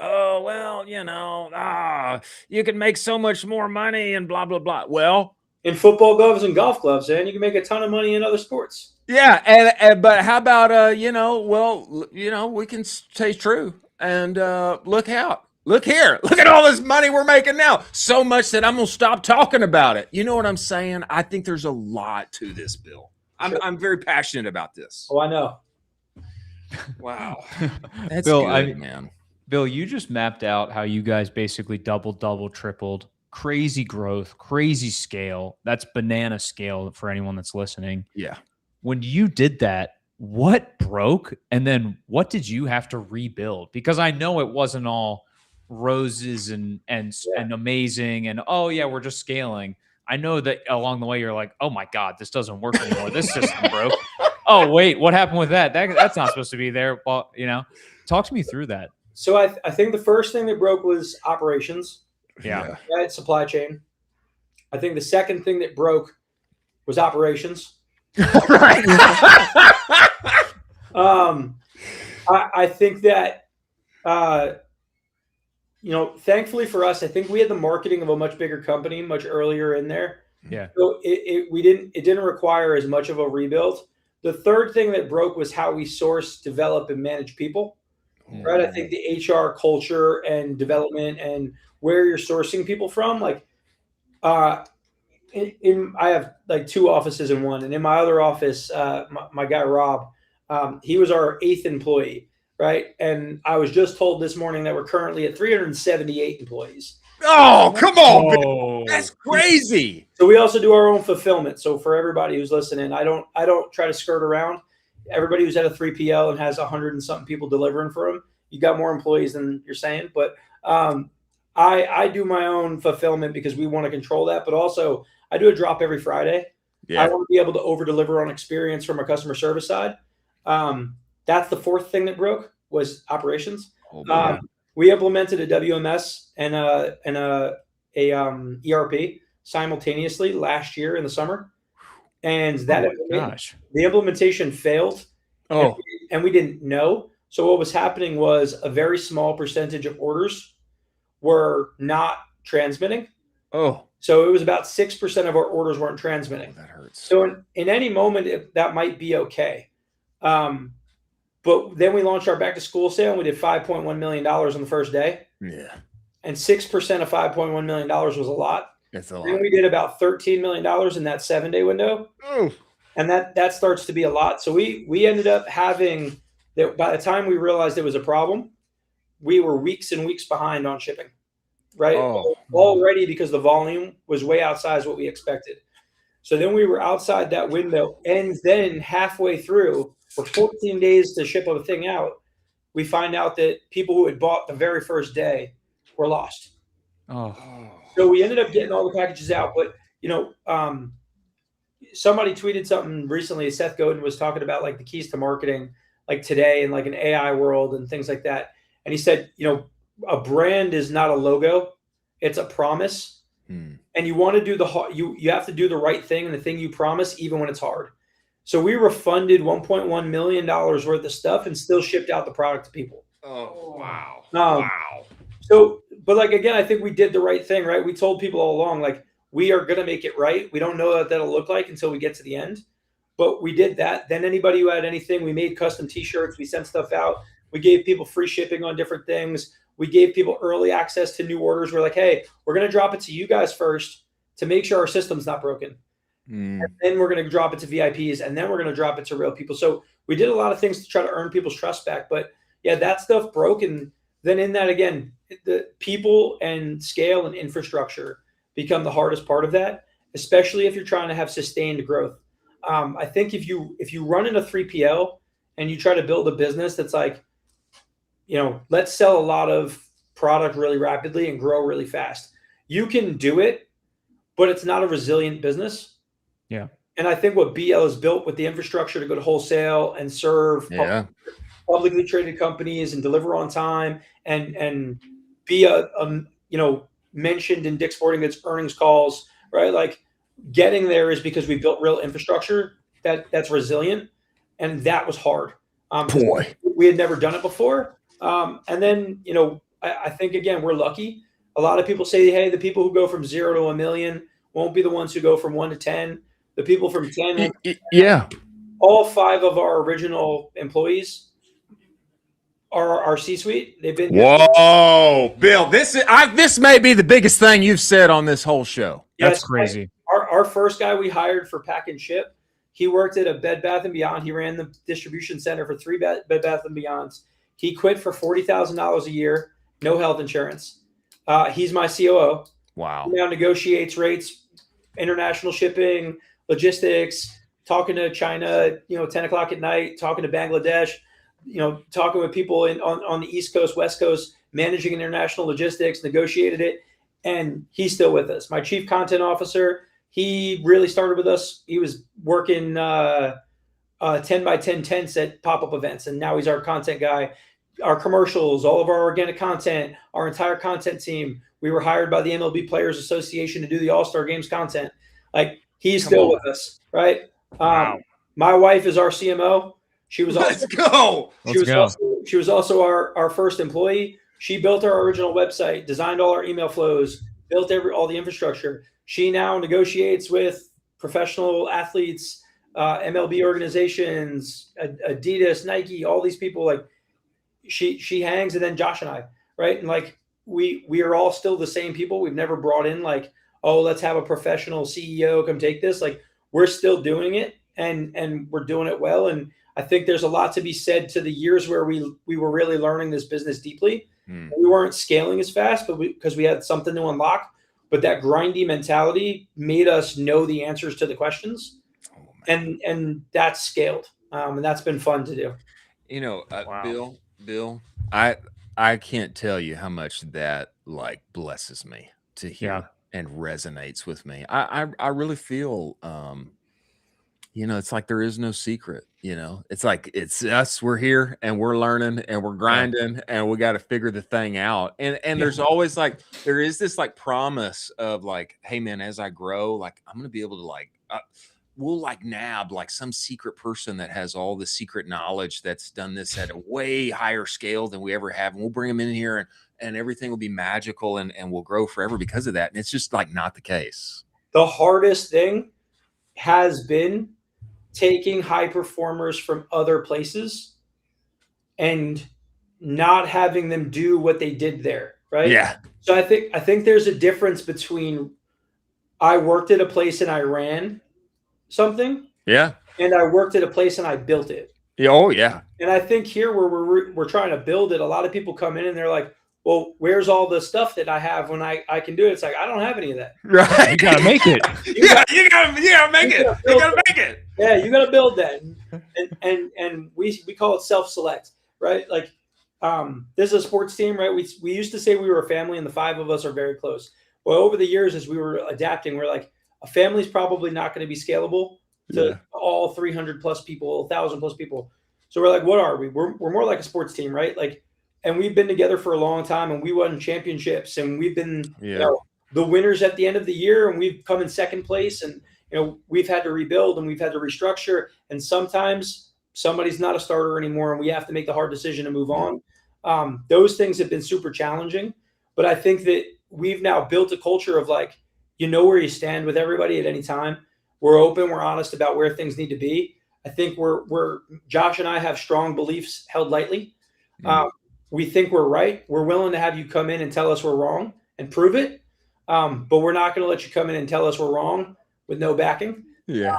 And I think now I think we figured out how to hire at a really, really high level.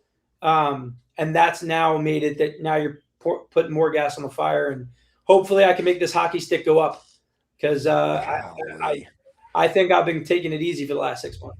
Wow. Well, brother, if you're taking it easy, then I think we've all been asleep. But I love this. I love this so much. And man, we appreciate you making the time to join us here, man. And I just want to say, like, this fires me up so much. This fires me up so much, bro. And you know what, man, you guys deserve it, and you made it happen. Absolutely. And the obstacle is the way, and you guys you made it happen, and you deserve it, man. And I love it. I love it. Well, bro, hey, let's do this. I guess I'd love to tell everybody to go to bl101.com and buy something, but it's probably all sold out. All sold out already. Today's drop's doing well. Today's drop. Oh yeah, you had a drop today. Yeah, every Friday. Every Friday since COVID, we do a drop. And I think that's so smart. I think it's so smart and hard to make happen. Happen. That's why operations broke so many times, guys. Yeah. Well, everybody go. Where can people find you and follow you if you ever talk online anymore? I know you don't, because you're always making money. At the Bill Rom, I think, is my my Twitter handle, but that's the only place I say anything.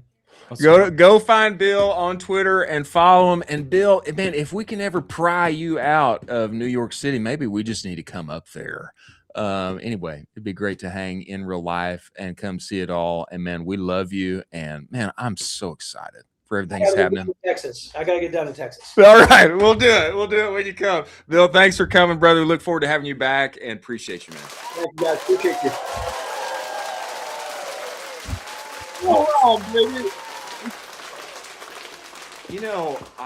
I would say, what I would say is that and like Bill indicated, I knew him, and I knew of Josh. I hadn't met Josh, but we were in the same category.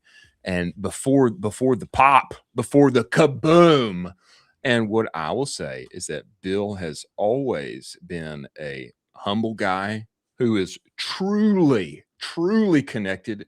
I believe, I totally believe, in addition to figuring out finance and what their numbers are and being able to leverage that to grow and etc. I believe on top of that, man, a big reason for their success is their focus and their authenticity and being absolutely plugged in, wired in to their core target audience, knowing what they know, what they feel, what they want, where things are going. I'm not sure, to be honest, I'm not sure that there's anybody who is more wired in than Bill and Josh. Incredible. Crazy show today. Crazy show. Crazy heater for us. I'm going to seems- say that for a sec. It Crazy seems like heater. it seems like every Friday is like We just have heaters Friday. it's like heater after heater. Producer Jack says she loves it. I do too. I gotta cool off my laptop because we got so much heat coming Can out we? right now. I feel like we need to. Bill and I are in a Slack group. You are in the same Slack group. I feel like I just need to holler at everybody right now and tell them how incredible that was. Yeah, I feel like Bill. Golly, he just came in here and set this thing on fire. I'm writing him right now. I'm telling everybody. Bill Rom is that guy. I'm writing this live on the show right now. I love it. Incredible. Congrats to him and Josh and the whole team. Giant. And we need to find a way to get him down to Texas or North Carolina, meet in the middle, maybe. Let's go. Moving forward here, we've got another great guest that's coming. Yeah. We got another great guest that's coming. But before she comes, have we talked about Proxima yet? I don't think that we have. I think it's time. It's time. Not yet. It is time. Before we get there and a few more stories, let us talk about the one and only Proxima AI. Your buyer data already knows what ad you need to make next. You just can't read it. That's the problem. Okay, most brands and marketers brief from instinct. Okay, what ads are doing well? Like, how can we change them around, pass them off to a creative team? Problem is an effort. It's that you're not getting signal from your buyer data, from your actual buyer. Proxima changes that. Read your conversions across real shoppers, across 2,000 plus e-commerce brands. It shows you exactly who's buying what else they're responding to, and where your account has gaps. You just wire up your Meta, wire up your Shopify. Proxima maps every conversion back to its inside a buyer segment, inside its commerce graph, and what they buy across the web, what they like, what else they're responding to, and all of a sudden your gaps become visible. Okay, and you're not briefing from a blank page anymore. Proxima gives you a feed of creative briefs. First 3 briefs free every single month. Stop the slop. Go to proxima.ai. Get started with them today. Start using the data that your competitors don't have access to. Many thanks for Proxima being part of this show. Now, last story of the day. TikTok. TikTok's deals for you. Have you heard of TikTok's deals for you days? Deal for you days. Okay, TikTok. I just became aware of this. Yeah, I think this was in my email. This was from DTC newsletter. Great newsletter, by the way. Everybody should go and sign up. I just became aware of TikTok's deal for you days just here recently. Scroll here for us, producer Jack, so that we can read this. This is their competitor for Prime Day. Okay. Wow. And they are doing this longer. So it's a longer sale period. I think this is starting. When is this starting, producer Jack? I need to open this up in the right email account. This is starting earlier than Prime Day. It's going longer than Prime Day. And I found this especially relevant because we just denoted how Etsy has their campaign buy from other Jeffs, which I felt the video was a little better than the slogan, but maybe a better title could have gone better for him there. But DFYD, TikTok Shop's biggest summer event, runs through July 2nd. It has already begun. It kicked off on June 17th. So anybody who is on TikTok Shop, if you're not aware, you should be aware there's an opportunity for you to take advantage of some dollars headed your way. TikTok Shop is incentivizing this behavior here. DFYD is the TikTok Shop's biggest summer event. TikTok ranks it alongside Black Friday and Cyber Monday. Huh? What? Ranks alongside BFCM in its own 2026 seller playbook. So this is peak demand window, not a normal 2 weeks. For anybody who doesn't know, the summer usually a down period in e-commerce. Huge down period. Huge down period. It's live from June 17th through July 2nd. Prime Day will happen in that window. TikTok's going longer, and they're saying like, hey, this is like number 2, right alongside Black Friday, Cyber Monday. Like Black Friday, DFYD runs on deals. Shoppers show up expecting a markdown, so plan accordingly. I chatted with a friend off the record who runs one of the TikTok Shop brands who confirmed that this event is a huge deal for them and mentioned most brands are discounting between 5 to 20%. Also lands early. DFYD runs before mid-July retail crush, when other major retailers from 4th of July promotions split everyone's attention. It's a good point. Before that comes, and how to win. I thought this was especially interesting. Scroll down for us, producer Jack, to how to win DFYD. Get creators live now. Okay. And they reference Rhino USA, who we have covered here on the show. Family-owned maker of truck and off-road gear sold 3 months of expected inventory in a single day during last year's DFYD. Did you know that? That's incredible. I would hope that the discounts though are actually pretty substantial. You mentioned 5%, between 5 and 20. Yeah. I want some banana stuff. Prime Day, it's like 40, 50% off. Like this is just going to be it. I want some crazy stuff. I think they have to really start focusing on that moving forward. Yeah. And also the ship times better be dialed in. I'm not trying to wait 3 to 2 weeks for something, even though it's discounted on TikTok. I want this thing to be dialed in and get to me within a couple days. Point number 2 here that they say, in addition to getting your creators live now, they say you go live daily with something exclusive. Go live daily with What's that something like? exclusive. Tracks NYC, a Diamond District jeweler, clears 100K plus in a single live. Through DFYD, it's going live every single day. Go live every day with exclusive drops and limited time offers available only through TikTok Shop. They have more here, but I find this fascinating. Stack discounts, keep the content pipeline full. If you're already selling, make sure you have a DFYD strategy starting today. I was not aware of this. I'm glad that I am now. And then if you're not on TikTok Shop yet, scroll down a little more, producer Jack. Not on TikTok Shop yet. Right now, new sellers can get up to $11,900 in launch rewards and ad credits with $0 setup fees. So there is some Pretty wild incentivization here if you're not on TikTok Shop yet. The window is now. You can get on now. Get you about $12,000 in ad credits and launch rewards. Significant. Yeah, super significant. Absolutely incredible. I just hope all those things that I talked about are really dialed in, and good to see some competition for Prime Day. Good to see some competition.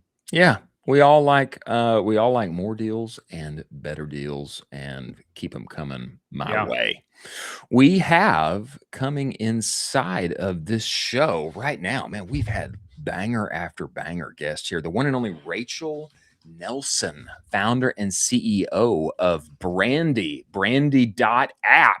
Okay. And she's got an incredible background. This is a LA-based consumer affiliate app that pays everyday customers 15 to 70+% of their friends' first order. Okay. So we've talked about affiliates and how hot all this is. But she's got this interesting angle here where it's not just like, same deal. Hey, go make content, and get it out into the wild, wild web. Now, this is get it to your friends. No follower minimum, no content creation required. Get it to your friends. You're going to get some of that mashugana coming back your way on your friends' orders. I think very inventive. And I think she's got like NASA background on her. Okay. I think she's like a NASA intern. Okay. Crazy. So I think we can confidently say a fairly bright woman. Okay. Not everybody gets an internship at NASA. And she's had other incredible roles since then. Software engineer, aerospace product design. Okay. She's quite the person. Okay. Now, I think she was also product at Tatari, which is kind of wild. We must bring her inside of this show. This is the one and only Rachel Nelson, founder, CEO of Brandy. Get in here, Rachel. Hi, guys. Thank you so much for that lovely intro.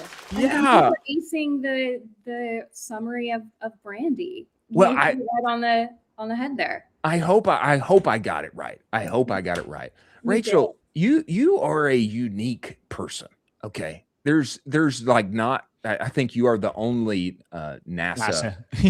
I know one other person. I don't know anymore. Who has been an intern at NASA. I know one other person. Yeah. Could you give me a little background on like your journey for getting here with Brandy? Because you've got like intense like horsepower, intelligence wise, and you've done so many interesting things. Yeah. I mean, tell me how you got here with Brandy today. Just back it up for us a little bit. Yeah, I mean, I think I'm definitely no genius. Like I'm like a slow learner until I get it, and then I really get it. Okay. It takes me a lot of time to observe, but yeah, it's funny. I think I just cold email, cold DM my way into like everything in life, starting with the NASA internship. I was just explaining this the other day on another kind of like Twitter space, but yeah, I just when I was in high school, I was kind of an overachiever, and I actually just didn't do my homework, and I would just like do creative. All right. but like some teacher, like took me under his wing, and I was doing these Intel competitions, and I won this one like national competition and got some scholarship money. And so I kind of like parlayed that into the FOMO statement in my email to this engineer who had grant money in the program. I asked the director of the program. She said no. And she was like, like come in when you're, a little bit older and actually in college, which was very, that was correct. Like, and she was super nice, but then I just kind of like went around and asked the engineer who had the grant money, who was doing, like I did this science project in electric propulsion, and he was an electric propulsion researcher. And so he said, come here. And like, they gave me, enough money to live and stay in the dorms there at Caltech, because JPL is like run privately by Caltech. And it was incredible. I met like formative, people who are still my friends to this day, and are just, really set me up for success in thinking like you can just do what you want to do. It was amazing. And so that's kind of how my whole career has went. I just kind of hop around, and I just love to do so many different things. And I'm finally really getting good at a lot of things. And so it feels good to be building Brandy, and like kind of really just feel comfortable operating in that space, and knowing, that I can get brands the growth that they need. So, connect the dots, like how you ended up in consumer. Like, I mean, this is like, this is like totally in our wheelhouse. Like Brandy, like I see it, like I recognize it. Yep. But I would not have, I would have guessed like, oh, okay, Rachel, she's built this product. She was probably like, worked at a few D2C brands. She's been on the agency side, and she's got some chops on, building things with, that's what I would have figured. But I wouldn't have figured like starting with electrical propulsion. You know what I'm saying? It's, it's funny. I just felt like very isolated when I was in aerospace, and I was in manufacturing too. So I didn't finish school, so NASA couldn't hire me like as a full-time employee, because back then degrees meant a lot. Yeah. And so like, even though I had done like master's level propulsion classes, because I was like bouncing all over the place, ADD, and I guess taught me, and I just like didn't finish my degree.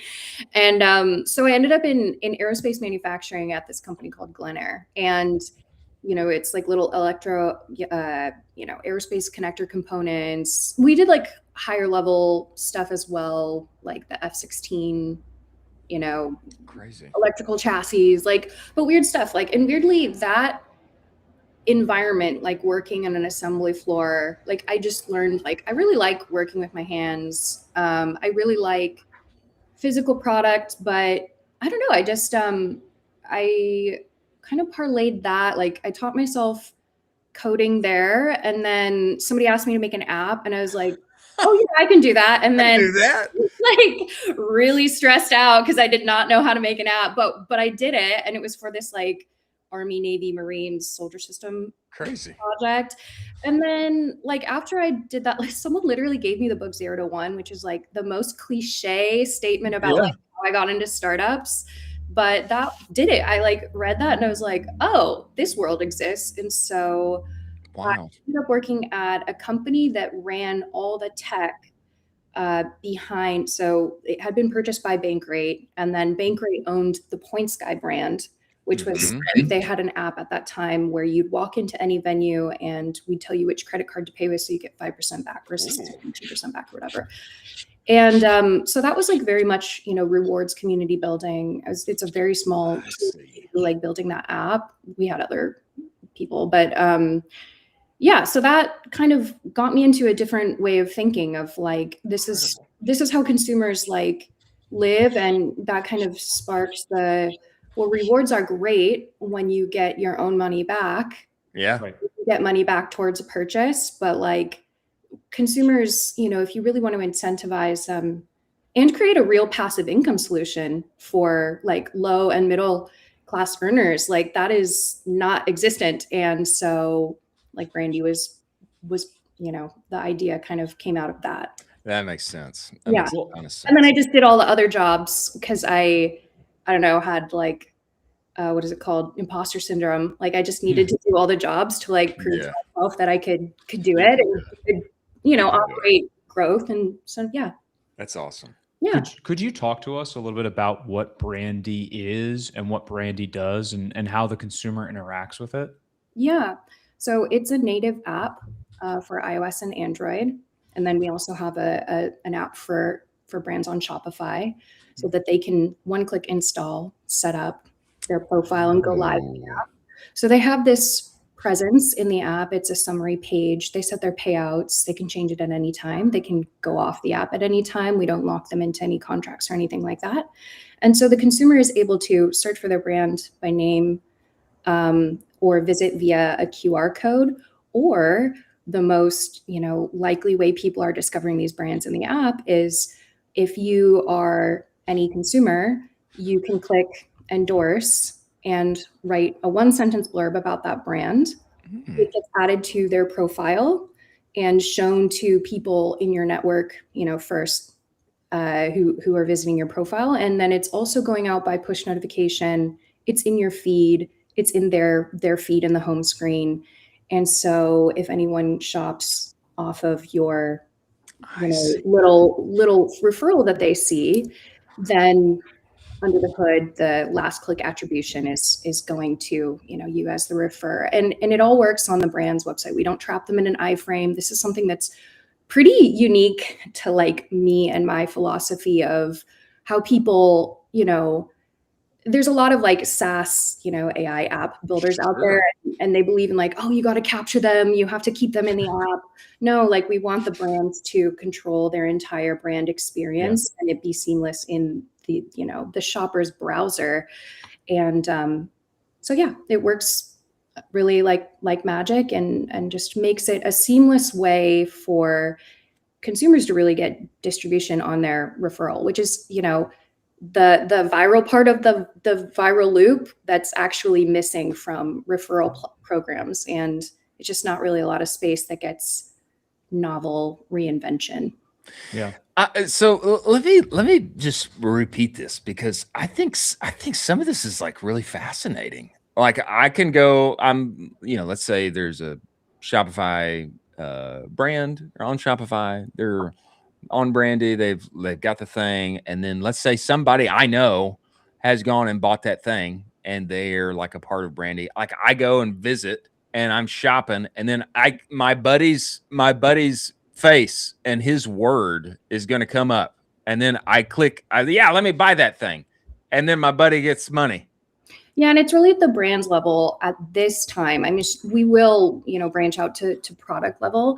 But yeah, when they are seeing it on the site, it's, sorted by category. So if you have like your sneakerhead friend or your home decor friend, then, you kind of either know that that's your go-to person for that thing, or you're subscribing to everything that they're looking at. And yeah, you just, we're very transparent about the payouts to consumers. And we have, I would say probably the best payouts in the industry because we're paying influencer level payouts. And because brands are only paying on conversion. Yeah. Then for first time conversion as well, like all of our links are encrypted. So, this is really important for brands. Our links can't be leaked to coupon sites. And because we're a native app, we have a lot more lockdown on not allowing consumers to create multiple dupe profiles so they can game the system. And that's a really big problem in this industry. And, you know, you don't want to be paying out, you know, these high margins every single time, you know, he's pretending to be a new customer. So yeah, it's really meant to be like Fisher Price simple for the everyday consumer. Like my grandma who's 93 can use it to refer her favorite cleaning products, for example. Let's go, Grandma. Yeah, it really opens up that market. You can imagine, you know, this is serving 90+% of people who aren't going to be served by creator platforms, or they don't want to be or don't have time to be influencers in that way and build a big following. So yeah, it's that's a much bigger market than it is, and just the creator market, which TikTok Shop has proved, because they really, you know, started the whole democratization of influencer marketing. Yeah, I think there's power too behind, like, you don't even have to make content. It's just that's like the majority of people. The majority of people are never going to make content. Right. No, and it's really just like on autopilot. We're verifying that the shoppers have shopped at these brands, and we give them the little verified shopper brand. Of course, you can refer any brand that you want in the app. Like, we're not going to stop you. Like, you should promote the brands that you think are cool, just because you know want to talk about them. But yeah, it's like a really good way to, like, we can guarantee authenticity that way. We can guarantee that they really truly did shop, because we're picking this up also, like, just under the hood from our Shopify, you know, integration of like the customer details when they do actually place an order in the system as a Brandy platform user. Wow. That's huge. Could you kind of walk me through kind of what is the hardest part of getting an everyday person, not a creator, like you said, to actually make that first referral? And then, like, how do you design around that? Because you're not really making it for creators. You're making it for me, Chris, guy on the street. Yeah. You know, we're not, you know, the normies. Well, I mean, we can do a lot, you know, to suggest, like, hey, we know you shopped at this brand. Do you want to just go ahead and click endorse? Yeah.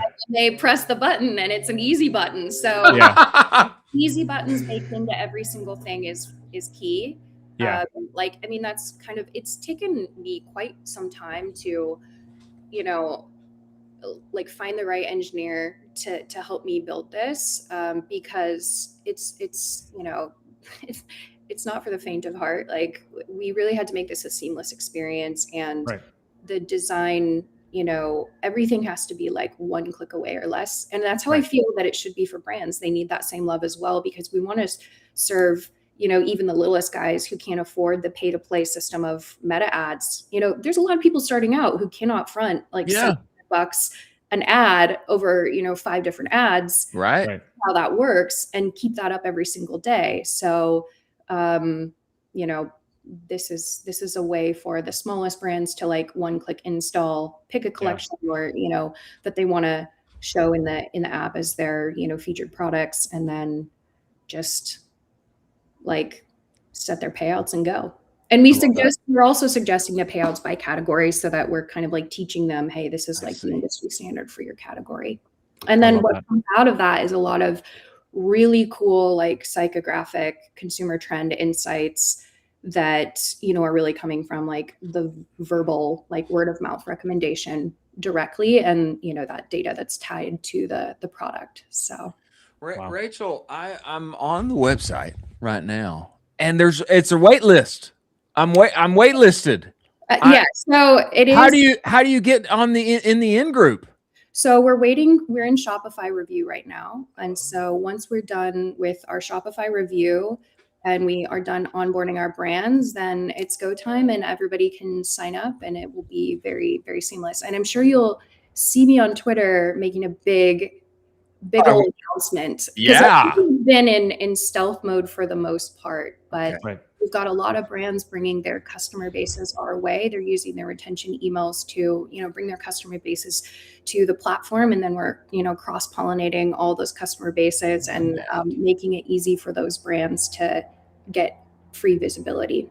Wow. So we're very close, and now the floodgates are kind of open, and I'm talking about it, and it's go time. That's Let's go. Exciting. That's incredible. Exciting. I'm reading right now.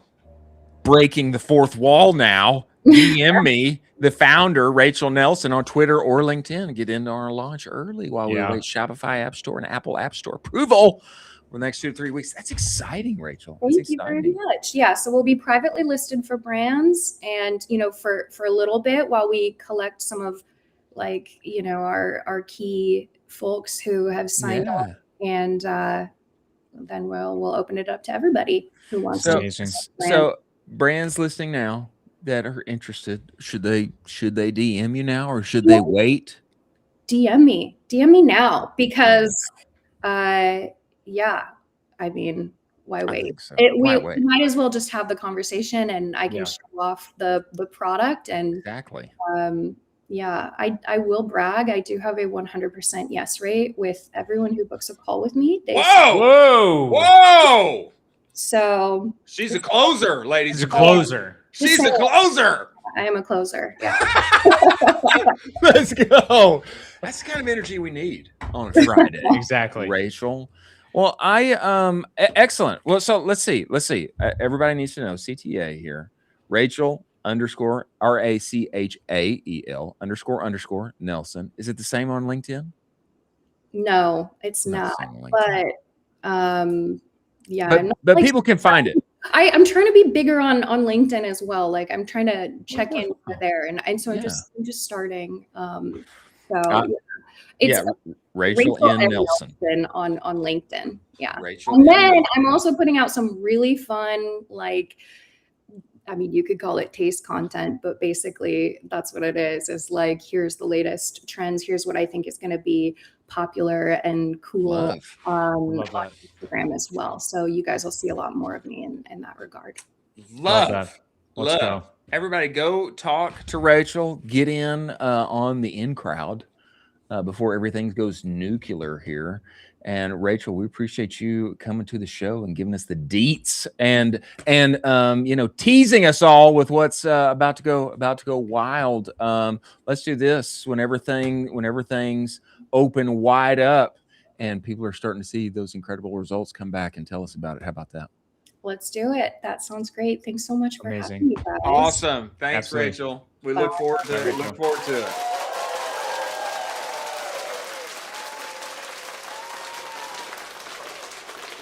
Rachel Nelson, the one and only of Brandy.app. Everybody should go there and tweet her, DM her. She's got 100% close rate. So be careful before you go in. Crazy flex, by the way. Crazy flex. Crazy flex. It's a great flex. Great flex. Talk about product market fit. That's product market fit. Yeah. That's product market fit.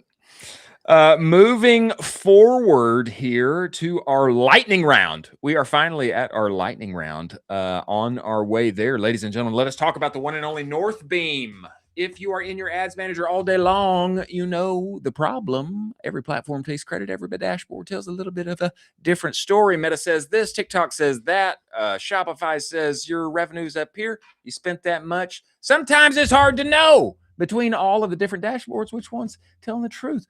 Northbeam fixes this with their own proprietary data, starting from the actual purchasing, rebuilding the customer journey from real orders, real clicks, real verified ad views, and they push that measurement back into the platform. So optimization runs on what's actually driving your revenue, not what the ad platforms assume is driving your revenue. Start measuring what was previously unmeasurable. Do the impossible. Go book your demo with northbeam.io. Talk with them. Get yourself back up and to the right. Many thanks for Northbeam being part of this show. Lightning round here, Colin Doherty. Let's go. On a Friday. Let's go. As we race into the weekend, Nike, goated advertisement again. I'm telling you, Nike's doing something right now. Yep. This is on the back. This tweet comes to us by way of Zach Pagrab of Share Aura. Never slept, always dreamed. New York Knicks champs in NYC over the NBA. Your thoughts on this billboard, sir? They are clawing back every single day. They do a little claw, and they do a little claw, and then a little claw. They're coming back. Never count Nike out. They're coming back. They are slowly becoming that brand again. You know what I'm talking about. They're becoming that brand again. I was poo-pooing them. I was making fun of them. I was destroying them, and rightfully so. They totally lost their way, but I think they're coming back. Don't count them out yet. Don't sleep on the swoosh, ladies and gentlemen. Never sleep Never on the sleep on the swoosh. swoosh. Next, a goated post, an interesting post from the one and only Social Savannah. She says organic looking ads are in and hard selling is out, which that kind of hurts my heart a little bit. I like hard selling. I think hard selling's awesome, actually. Yeah. Social Savannah says, actually? Social Savannah says, organic looking ads are in, hard selling is out. What does this mean? Less voiceovers, text overlays. Play this video while I talk here, producer Jack. Yeah, volume off.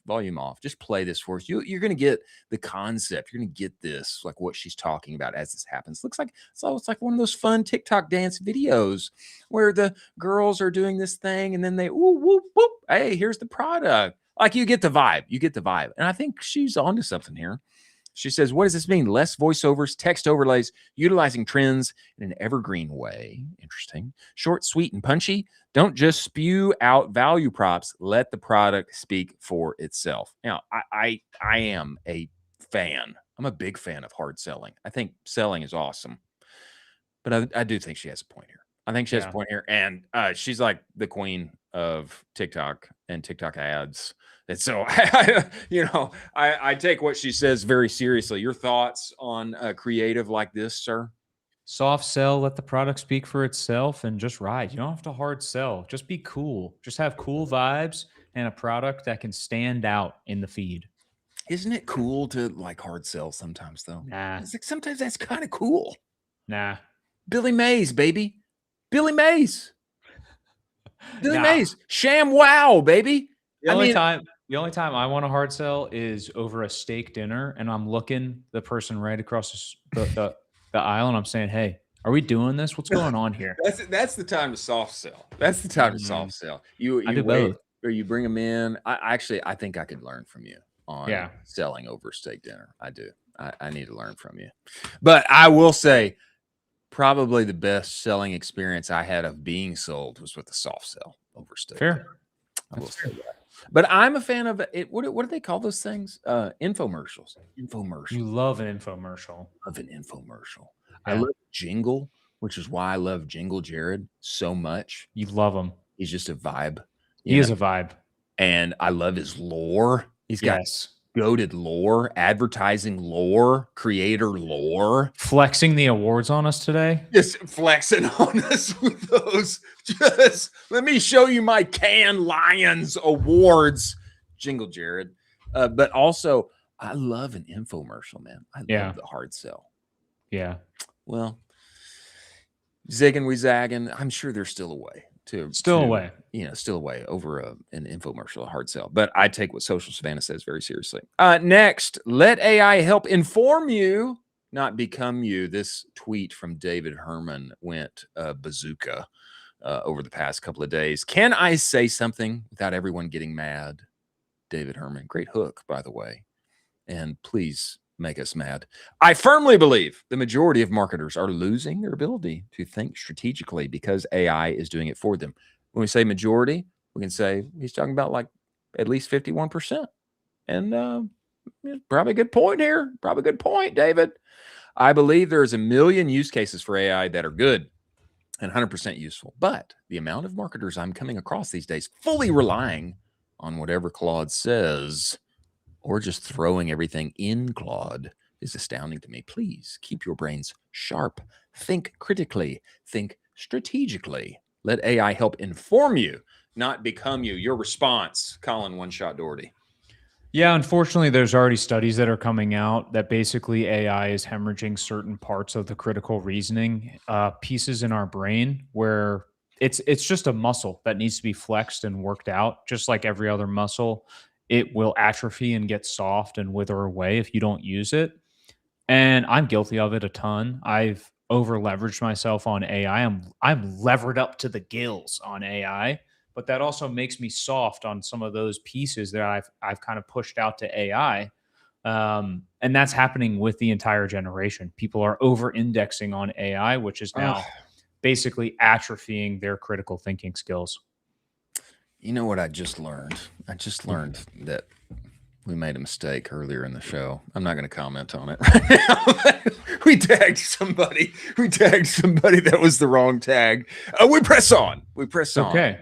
Golly, that was a mistake that I feel bad about, but I shall not dwell on it right now. Last of the lightning round, Taylor Holiday has released the Canon, the CTC Canon, not Canon, Canon, the Canon, as in the truth, the officialized, formalized way and path forward for CTC. He has this to say. Let me click on this tweet. Actually, it's a kind of a goated video. Can we play the video? Play the video, producer Jack. I wanted to just Bieber at Coachella this thing and just sit here and type on this thing, but that's fine. Okay, today what I want to talk a little bit about is who we are and how we work on your behalf. I'd say the last 8 months of my experience of CTC has been more dynamic than any of the 11 years before it. And what I'm experiencing is actually something really exciting, which has been our dream all along.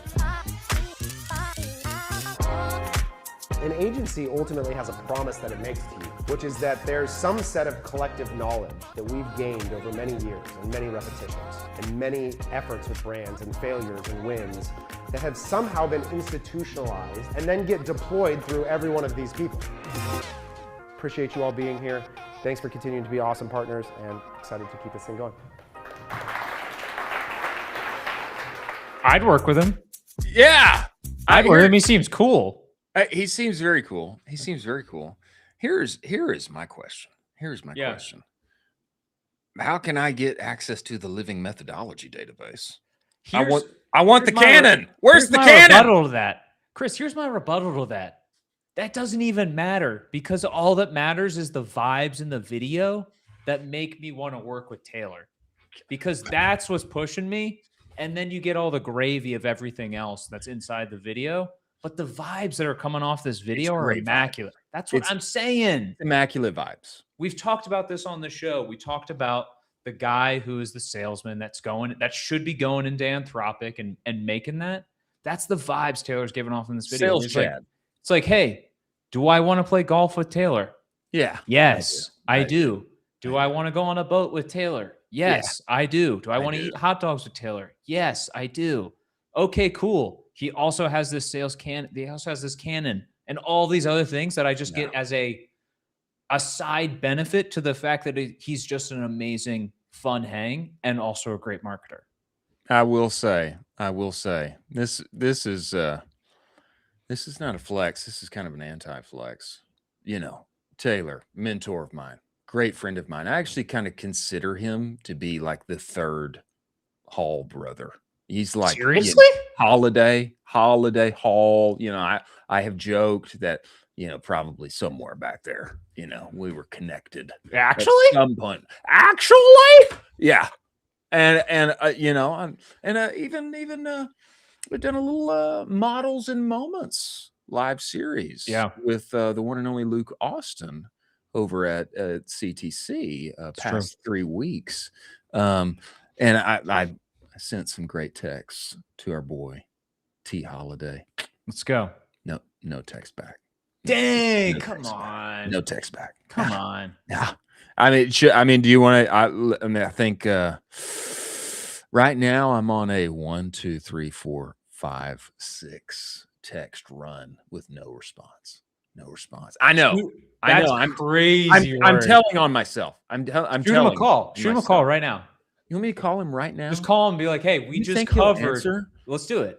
Let's try. I'm going to cut it though if he doesn't answer. I'm going to cut He'll answer. You're with me. He'll answer. Do you think he'll answer? He can feel my vibes. Do you think he'll answer? Yeah, he can feel my I hope vibes. that it would be great if he answered. I'm telling you, he can feel my vibes. I don't think it's going to happen. It's going to happen. It's still ringing. He hasn't cut it. He hasn't said no. All right. It's not happening. It's happening. No. Whoa. Not happening. Here, let's leave him a really pleasant voice note. Hey, Taylor Holiday, I love you so much. You know that I love you dearly. We are live on show right now. Talking about the literally. Canon. We're talking about the Canon, which is incredible. And the video. We wanted you to talk about it. Chef's kiss. We wanted you to talk about it. And I want to know. Colin says it doesn't matter because the vibes of the video was immaculate. So the work's already done. But I want to know, how do I get access to the Canon? I want the MCP stat list. What? I want access to the living methodology of your brain and the team's development over 12 years. Incredible. I would like access. And so hope you're doing well. Happy Friday. And I guess we'll see you next round. Love you. Bye. Bye. I love how you said Taylor Holiday, like he didn't know who he was. Yeah. You were like, Taylor Holiday, like he doesn't know that that's his last name. Yeah, that's him. That's him. Some people are like double name people. Like when I was growing up, people always called me Chris Hall. Like in high school. Yeah, that's a fair one. Hey, there's like, Chris Hall. Chris Hall. It's a concise thing. Yeah. It's like Chris Hall. But you think Taylor Holiday, it's a little kind of 4-syllable too much. I like his last name Holiday. Just working around that. Like you could you could just do a whole nickname around Holiday. Doc Holiday. You could do so much around that. Yeah. Yeah. Time to take a holiday. All of these things. I mean, Bill. He has been referred to as the Billy Bean of D2C before. He has. It's true. It's true. Yes. And by the way, if you haven't watched that movie, what's that movie, man? Moneyball. If you haven't watched Moneyball in a while, it's probably time. Yeah. It's a great metaphor for everything we do in e-commerce. Crazy resemblance to each other. Who? Brad Pitt, Taylor Holiday. Just saying. Hey, same guy. He's a good looking guy. You squint a little bit. Same guy. A little bit. Same guy. Same guy. Yeah. Same guy. Northern California, Southern California. You know what I'm saying? Oakland A's. Yeah. Mission Viejo, wherever Let's CTC is. Moving forward, a couple watch and reacts here, ladies and gentlemen. Let us talk about the one and only Rocked After Sale. Most D2C brands are obsessed with the next net new customer that they are getting, as they should be. But what if you could just make a little more money on all the orders you're already getting? If you're getting 5,000 orders a month, you can sprinkle in an extra $3 to $4 on each one of those without touching your ads. Wouldn't that be nice? Yeah, it would. That's what brands like Olakai, Cozy Earth, Groove Life, they are already doing with Rocked After Sale, adding post-purchase upsells and downsells from the cart through the thank you page, and then stacking an extra 30 to 50 cents just for showing offers from brands like Disney Plus and Venmo and HelloFresh, etc. It's high margin revenue straight to your bottom line. No hit to conversion, no impact on your LTV, and you can be live within minutes. It is a no-brainer, ladies and gentlemen. Go to aftersale.com/offers. Start monetizing more what you have already built. Many thanks for Rocked After Sale being part of this show. Now, a little watch and react action here. We have a great story, Snap Specs, that has been lit on fire this week. A lot of people downing the specs. I'm a fan of the specs. I'd love those giant glasses sitting on my face and, perhaps even crushing my ears. Great leap forward in technology, methinks. Okay. Multi Mismanaged had this to say, and we're going to show some demo, on this. He said, I think Snap will find a buyer to take specs for at least the amount of capital they've invested in, likely more, which is over $3 billion, 7,000 patents. Crazy. And a cutting-edge market-ready product that has tech enthusiasts excited is worth a lot. So they will not only stop spending, but actually get value for it. Stock easily a 15 to 20 or more if that happens. Nikita Beer was underneath here showing some AR demo, and he was like, yeah, man. He says, as goofy as they are, Snap is likely the furthest along for hardware real life applications of AI. Listen again, Nikita Beer, as goofy as they are, Snap is likely the furthest along for hardware/real-life applications of AI, which seems like where the next value unlock will be. This demo sold me on that. We want to show the full version of this demo, play it here, we watch and react. Let's go to this next tweet, producer Jack from Nathy VR, at Nathy VR. Let's watch this video and then respond hereafter. Give us volume on. Let's play this thing, Jack. Yep, that's right. The company behind Snapchat just revealed their first ever consumer AR glasses. They're the first standalone see-through wearable that seems more capable than regular AI smart glasses while being more compact than headsets, requiring no puck or tether. Look at the golf path. Spatial computer, Pretty controlled cool. by hand tracking, and can be used between places at home, work, on a Look plane, at or the Google in a Maps. hotel, putting computing right into the world around you. Yep, that's right. The Okay. company behind Snapchat. You can turn the just volume revealed off, their producer Jack. first Keep ever- it playing, but leave the volume off. Okay, the cooking instructions, the golf path, like identifying what's going on in the engine, crazy. This is what we said on the show. I said, wait, yeah, maybe they look like a little bit crazy. Who else is doing this? And also, by the way, I'm going to wait until I actually see inside of what the UI experience is. I said this exact thing. Yeah. I said, you got to wait. Is the UI, is the experience actually good? And now people are all of a sudden getting on board with it because it's an incredible UI. And it looks like the functionality of the AR glasses is absolutely groundbreaking.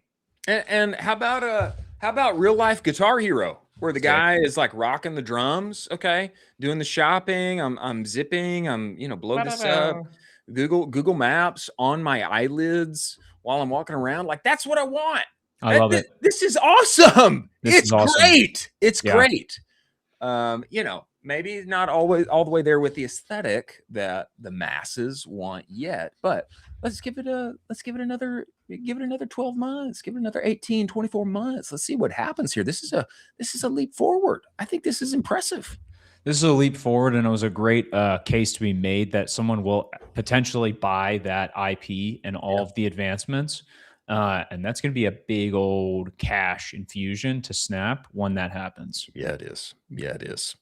Moving forward here, are we at Rich Panel now, producer Jack? I believe that we are. As we move forward to our next Watch and React, ladies and gentlemen, let us talk about the one and only Rich Panel. Your CX team is buried in repeat tickets that are costing you money. That's no fun. Refunds, order tracking, subscription cancellations. Rich Panel is the AI help desk that fixes this massive headache, automating 70 to 80% of interactions. You're only responsible for exceptions. Okay, your team of Rich Panel AI agents has got you on the rest end to end. If you're paying humans $2 to $10 per ticket, okay, you need to see what 30 cents feels like. Ridge cut their cost per ticket by 70%, saved $500,000 per year by making the switch. Migration takes less than 2 weeks. And your CSAT score, your customer satisfaction score, going up, okay? 50% autonomous resolution in 30 days guaranteed, or your money back. Go to richpanel.com. Book your demo today. This is an absolute no-brainer. Many thanks for Rich Panel being part of this show. Next, Watch and React here. Google Video, okay? Google Vids, specifically Vids.new. They have now released this capability to edit video, create video the same way that you would use Google Slides. Hit me. Does that impress you? I want you to. I'm hesitant. I want you to see this and be impressed. You I'm hesitant. have to be impressed. I'm kidding. We want your genuine reaction. But bring this up. I thought this was really cool. Okay, play this video. What, do we? Oh, okay, yeah. Show us the thing. Yeah. Poke around here a little bit. Yeah. So we've got. You can use VO 3.1. You got your content slides. You can record. You can upload. Looks like they got some templates there. Okay, exit out of this one. You're gonna exit out of this. It's gonna look like looks like Google Slides. Okay, now show us the impressive video here from Chandu Thoda. This is his tweet. Chandu is with the Google team. I believe he is over this project, VP of Engineering at Google, working on Google Workspace. He has this to say, video is an effective way to communicate. We want to make it as easy as editing slides. That's why we created Google Vids, Vids.new. We are launching major enhancements to AI avatars, voiceovers, and video gen in Google Vids. Using these updates, you can turn Google Slide presentations into engaging videos, craft awesome videos across 24 languages, including Hindi, demo your products and services with custom avatars. Play this video for us, producer Jack. Let's watch and react here.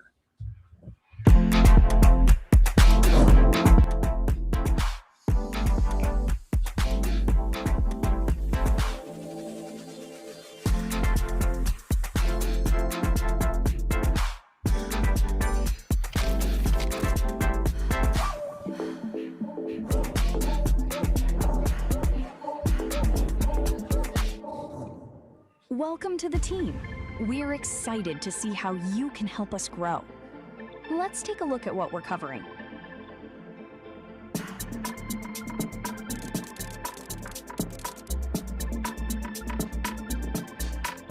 We're thrilled to share our proposal with you. Here's our timeline. Whoa. ¿Y español? Whoa.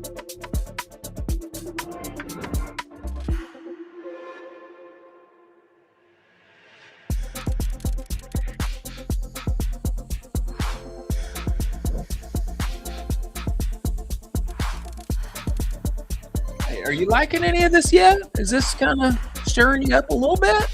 Maybe?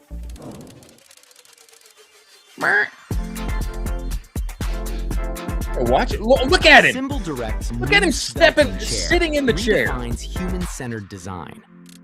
Product demo just by putting the avatar and the chair in there. I mean, that's pretty cool.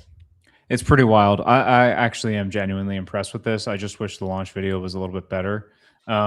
The actual functionality of this is going to be amazing. One of the VCs tweeted out this morning and was like, I can't wait to review my first video pitch that is going to be sent to my DMs instantly within the next couple days. And that's basically how the evolution of all this is going to be now. Is going to be instead of people sending over slide decks or PDFs, it's just going to be video pitches. Watch this video. This is about our company, which kind of matches the theme of what's been happening on Twitter with these video launch videos. I just wish theirs was a little bit better. Well, I think that taking video creation out of the usual kind of timeline down there when you edit video and bringing that into like deck form. Can I make a PowerPoint or can I make a slide deck? Yeah.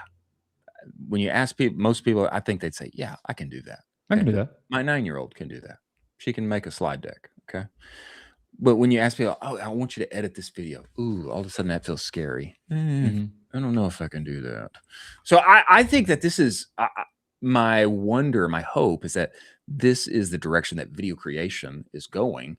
And people are going to be able to do awesome, winsome things inside of a format that is familiar and really useful and not kind of specific knowledge heavy. Like get inside of this video editor that, of course, you've used Adobe Premiere Pro for 10 years. So this would be really easy for you. No. Like make it easier, make it more approachable. Canva-ize this thing for me. I think that's what's exciting for me on this.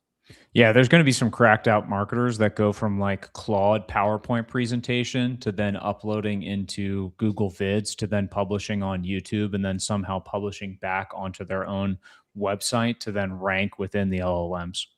Yeah. Methinks that is the case and wire the whole thing up. Moving forward to best of the rest as we go there, ladies and gentlemen, let us talk about the one and only universal ads. If your growth is plateauing on search and social, it's time to rethink TV. It is. TV is back. Universal ads makes it simple for D2C brands to run TV campaigns designed for performance without the usual mystery of getting involved with television. You get access to both premium streaming and linear inventory in the same place. You're reaching net new target audiences, not in the same crowded social feeds where we already spend our ad dollars. Today, there's no hidden markups, which is kind of common with connected TV, especially. 100% of your dollars are going to the media itself, and campaign setup and management feels just like search and social. Be up and running in minutes. It's TV designed for performance marketers. Go to universalads.com, sign up there, use the code UACowboy, get $1,500 in matched ad credits. Many thanks for Universal Ads being part of this show. Best of the rest, Tecovas. Tecovas. Yes, that's correct, Producer Jack. We have Tecovas here getting in on an incredibly viral moment that is happening with the one and only Freddy, America's favorite Great German move. World Cup fan who is here. This is Krista from CMO at Tecovas, and maybe she's even more now because they continue to crush. She is commenting here for all those wondering if Tecovas was going to get Freddy his Western boots. Of course, have the best time at the concert. What concert are we referring to here? Ella Langley. Okay. Freddy, he's commenting on the drive. In America, everybody listens to Ella Langley. She's awesome. She's one of our favorites. All of a sudden, Ella Langley reaches out, okay, and says, hey, I got you some tickets. You need to come to this concert. And also, let's hook you up with some stay and some Western wear so that you fit in. Let's play this, Producer Jack, so we can see what's going on here. See the wares. You got Ella Langley playing in the background. See the boots, the Tecovas boots, the hats. Very fitting. Very fitting, Freddy. A great welcome. Yeah. And I will say this too. You can take volume down for us here, Producer Jack. I will say this too. Not only is Freddy going to Ella Langley, look at him in the shirts. This is probably poncho shirts here. Maybe it's Tecovas. I don't know. Definitely the boots are Tecovas. The hats, maybe Tecovas also. Not only is he going to Ella Langley, did they meet in person? They had the photo together. Not only that, but he's got an official invite to the White House, bro. Crazy. Freddie is going to the White House. Do you have That's so this? wild. Do you have this URL, Jack? I don't think you do. Freddie, White House, Freddie with 2 Ds. Our guy is definitely on the way to the White House. I've got the tweet pulled up. Front Office Sports reports a White House visit is in the works for Freddie LA7, the German soccer fan who's gone viral documenting his American travels during the World Cup. Trump administration official Nick Adams told Front Office Sports that the two are in contact about a visit. I gotta ask, if Freddie goes to the White House, I mean, does the emoji face go away? Does the Ronaldo face go away? Do we get to actually see who Freddie is? No, you can't. You can't ever remove it. He's got to keep it now. Got to keep it. Well, good on him. And I think this is an incredible story for creators. Hey, you never know who's going to go viral, you never know. And so smart of Tecovas to hop in on this, get their product to him. And now, as every tweet of his gets 1 million to 2 billion in reach, what's he wearing? They got a specific post about the boots. What's he wearing? What are they sporting when they go to Ella Langley, reach an international audience in addition to everybody in America? What's they sporting? They're sporting Tecovas, baby. Incredible. Absolutely incredible. Great move by Tecovas to jump on this and move as fast as possible to get him during this viral moment. Second of our best of the rest stories here. Artificial wombs for humans in 5 years. Sounds about right. Kind of crazy. I don't know what. This was the Reproductive Frontiers Summit 2026. Timeline here. Placenta formation in 3 years. Human clinical trials in 5 years. New frontier for the telehealth e-commerce community. New frontier for consumer here is artificial wombs. Colin Doherty. It's smart. This is kind of a par for the course. I'm not really shocked by this. I would assume that they already have this made and kind of baked out with all of the prosthetic advancements and just the stuff that we've done with 3D printing organs and all of that. So this is not shocking, but right to happen now, and it's important, super important. I'm shocked by it. It's so sci-fi. It's crazy. Why? Come on, bro. We already have like artificial prosthetics, everything. Well, I'm just mean like growing a baby, not inside a person. Like that's pretty bananas. Yeah, I mean, it kind of makes sense when you think about it. Like, oh, why are we still allowing this like incredible burden onto a mother for so long, and just like Well, basically wrecking her body and all of her well, like I mean, it's like what's worked for us so far. Yeah. We're like there's like 8 True. billion of us now on Yeah. the earth. I'm just saying, like, it's kind of bananas to think that this is possible, and like in 5 years, there's going to be like TikTok affiliates saying, like, yeah, like don't wreck your body, like use my pod. use my pod. Go to mypod.com, Yeah. use my code. Like that's kind of crazy. Yeah. Use code WOMB15 for 15% off your first womb. That is wild. Yeah, super That's good. wild. I love it. Before we get to our best of the rest, ladies and gentlemen, let us talk about Axon by AppLovin. If you're running a DTC brand right now and you're not on Axon yet, you're leaving money on the table. Don't do that. Don't leave money on the table. Axon gets you in front of more than 1 billion new customers inside the games everyone loves to play, like Mahjong, Candy Crush, Solitaire, etc. And more people play mobile games than you think. We're talking mainstream, financially comfortable household decision makers. Unlock is a format, 35 seconds on average. Ad view time, bananas, way much more than the 0.35 you're used to inside of other feeds. And it converts, okay? Average 80% of purchases happen within an hour of the click. Okay, it's incremental demand. You should get in now. You get going less than an hour, spend up to 100K per day and spend inside of a week. Wayfair, Dr. Squatch, your favorite brands are there. Get in now before your competitors do. Go to axon.ai/en/Ecomm Cowboy. Make it happen. Tell them Colin I sent you many thanks for Axon, soon to be just AppLovin ads, for being part of this show. Let's go. Last of our best of the rest.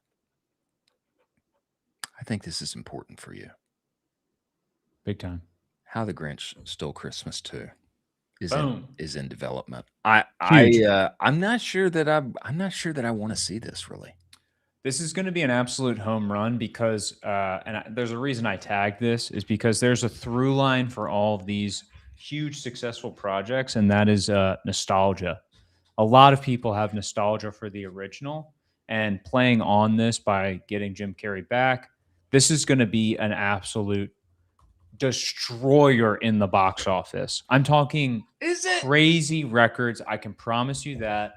This is my shot called. We're talking about commerce on the show. We're talking about e-commerce, talking about retail. We're talking about culture. This will be a cultural moment when the second one gets released. Calling it now. Well, I'll just say this. Like, as far as Grinch movie goes, for me, it's the OG, number one. Made in the 60s. Okay. It's like 30-ish minutes long. All right. You got to get the OG. Number two that rivals the OG is the Pixar-ish version. I don't even know if Pixar made it. I think it was, I don't think it was Pixar. But whatever the other version of Pixar is, that movie is incredible.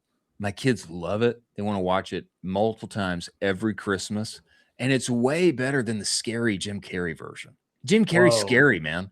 He's like, he looks like, he looks like a scary demon, to be honest. Like the Grinch is kind of scary, all right, in that version. I mean, it's so scary that I had to turn it off for my kids. All right. I'm just saying.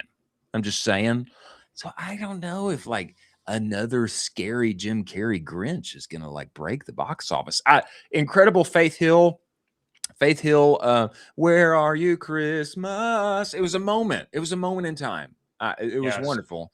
But I'm just saying in 2026, like Jim Carrey, scary Grinch, I'm not sure if that's the move. It's the move. You are of the minority, and I can't wait to prove you wrong. Here's what I'll say. I'll say, let's do another Pixar version. Let's do a round two Pixar-ish version. It's not Pixar. It's the other one that made it. It's the one that made the Minions. Whoever made the Minions. It's those people. My gosh. Let's do a round two of that and have Jim Carrey voice the Grinch. I'm down for that, but I don't need the scary suit. Like, let's save ourselves the scary suit. Last of best of the rest. I'm digging in my own bag here. An interesting tweet from an anonymous tweeter here. Not sure who made this video. One of the craziest videos you've made. Not sure who made this, but the United States is playing in the World Cup tonight. There's going to be advertising there. A lot of e-commerce opportunities. Actually, use Universal Ads. You could be advertising on top of True. The U.S. game tonight. You really could be small brand could be advertising on top of that World Cup game. Anonymous tweeter here. This was me, ready to serve my country. Why don't you just play this for us, Producer Jack? I don't know if it has volume. It has volume. Wow. Man, look at those moves. Whoa. Look at that. And you go to the left. You don't even get it in. And the goal. I mean, a work of art. A work of art. Now, some people commented on this. Some people commented on this and said the ball did not actually go in the goal. It didn't. But what I will say is that upon further review, FIFA said it did. And everybody celebrated. And I'm just saying, if my country needs me, I'm ready. That's what I'm saying. Go USA. Go USA. Let's go. Moving forward to our moment of Zen, ladies and gentlemen, let us talk about intelligence. What's the next big idea that you have for your business that could change your business? Is it a price change? Is it adding subscriptions, maybe a new bundle strategy? Or is it an app? Discovering and testing those high growth opportunities is exactly why Intelligence exists. It's an AI-powered testing platform that helps you find the changes worth making. If you're looking for your big idea that's next, your next big idea, go to intelligence.io/audit. Get a free AI-powered audit. You're going to leave in just a few minutes with 3 ideas that you can test today. AI-powered audit, completely free. Go to intelligence.io/audit. Get rolling. Find some changes that can drive revenue to your bottom line. Many thanks for Intelligence being part of this show. Now, as we exit this weekend, I'd like to just play this video, a little moment of Zen here. Sometimes when one is in Europe, one does Europe things. This video, I'm not a proponent. I'm just saying, a little Euro maxing here. When you don't smoke, but you're in Europe, what happens when in Rome? Give us a play here. No audio necessary. Vibes. Just want to take this in, and allow Colin One-Shot Doherty some thoughts and space to give our audience some words of wisdom heading into the weekend. Euro cigs do not count. And make sure you get your fathers a good Father's Day for Sunday. Yeah, it is Father's Day coming up this weekend. I totally forgot. So it is Father's Day. Thank you for the reminder. Bring us back here, Producer Jack. Many thanks for all of our guests who joined us today. Jared Goodstapp, CEO of Rebel Audio and Major Frequency, doing big projects with National Geographic. Another one rolling out. They're going to be at VidCon. Everybody should watch them there on not being overstimulated and not having burnout. Many thanks to Sam Nebel, co-founder of Goodwipes, Bill Rahm, co-founder of Baseball Lifestyle 101, and Rachel Nelson of the Brandy app. Many thanks to Postscript, Rocked, Aftercell, Axon by AppLovin, Proxima, Universal Ads, Rich Panel Intelligence, Northbeam, Seguno for making this show possible. And thank you for tuning in. We're going to be releasing a lot of content over the weekend for some goated weekend watches for you. Thanks for joining us. We will see you on the other side.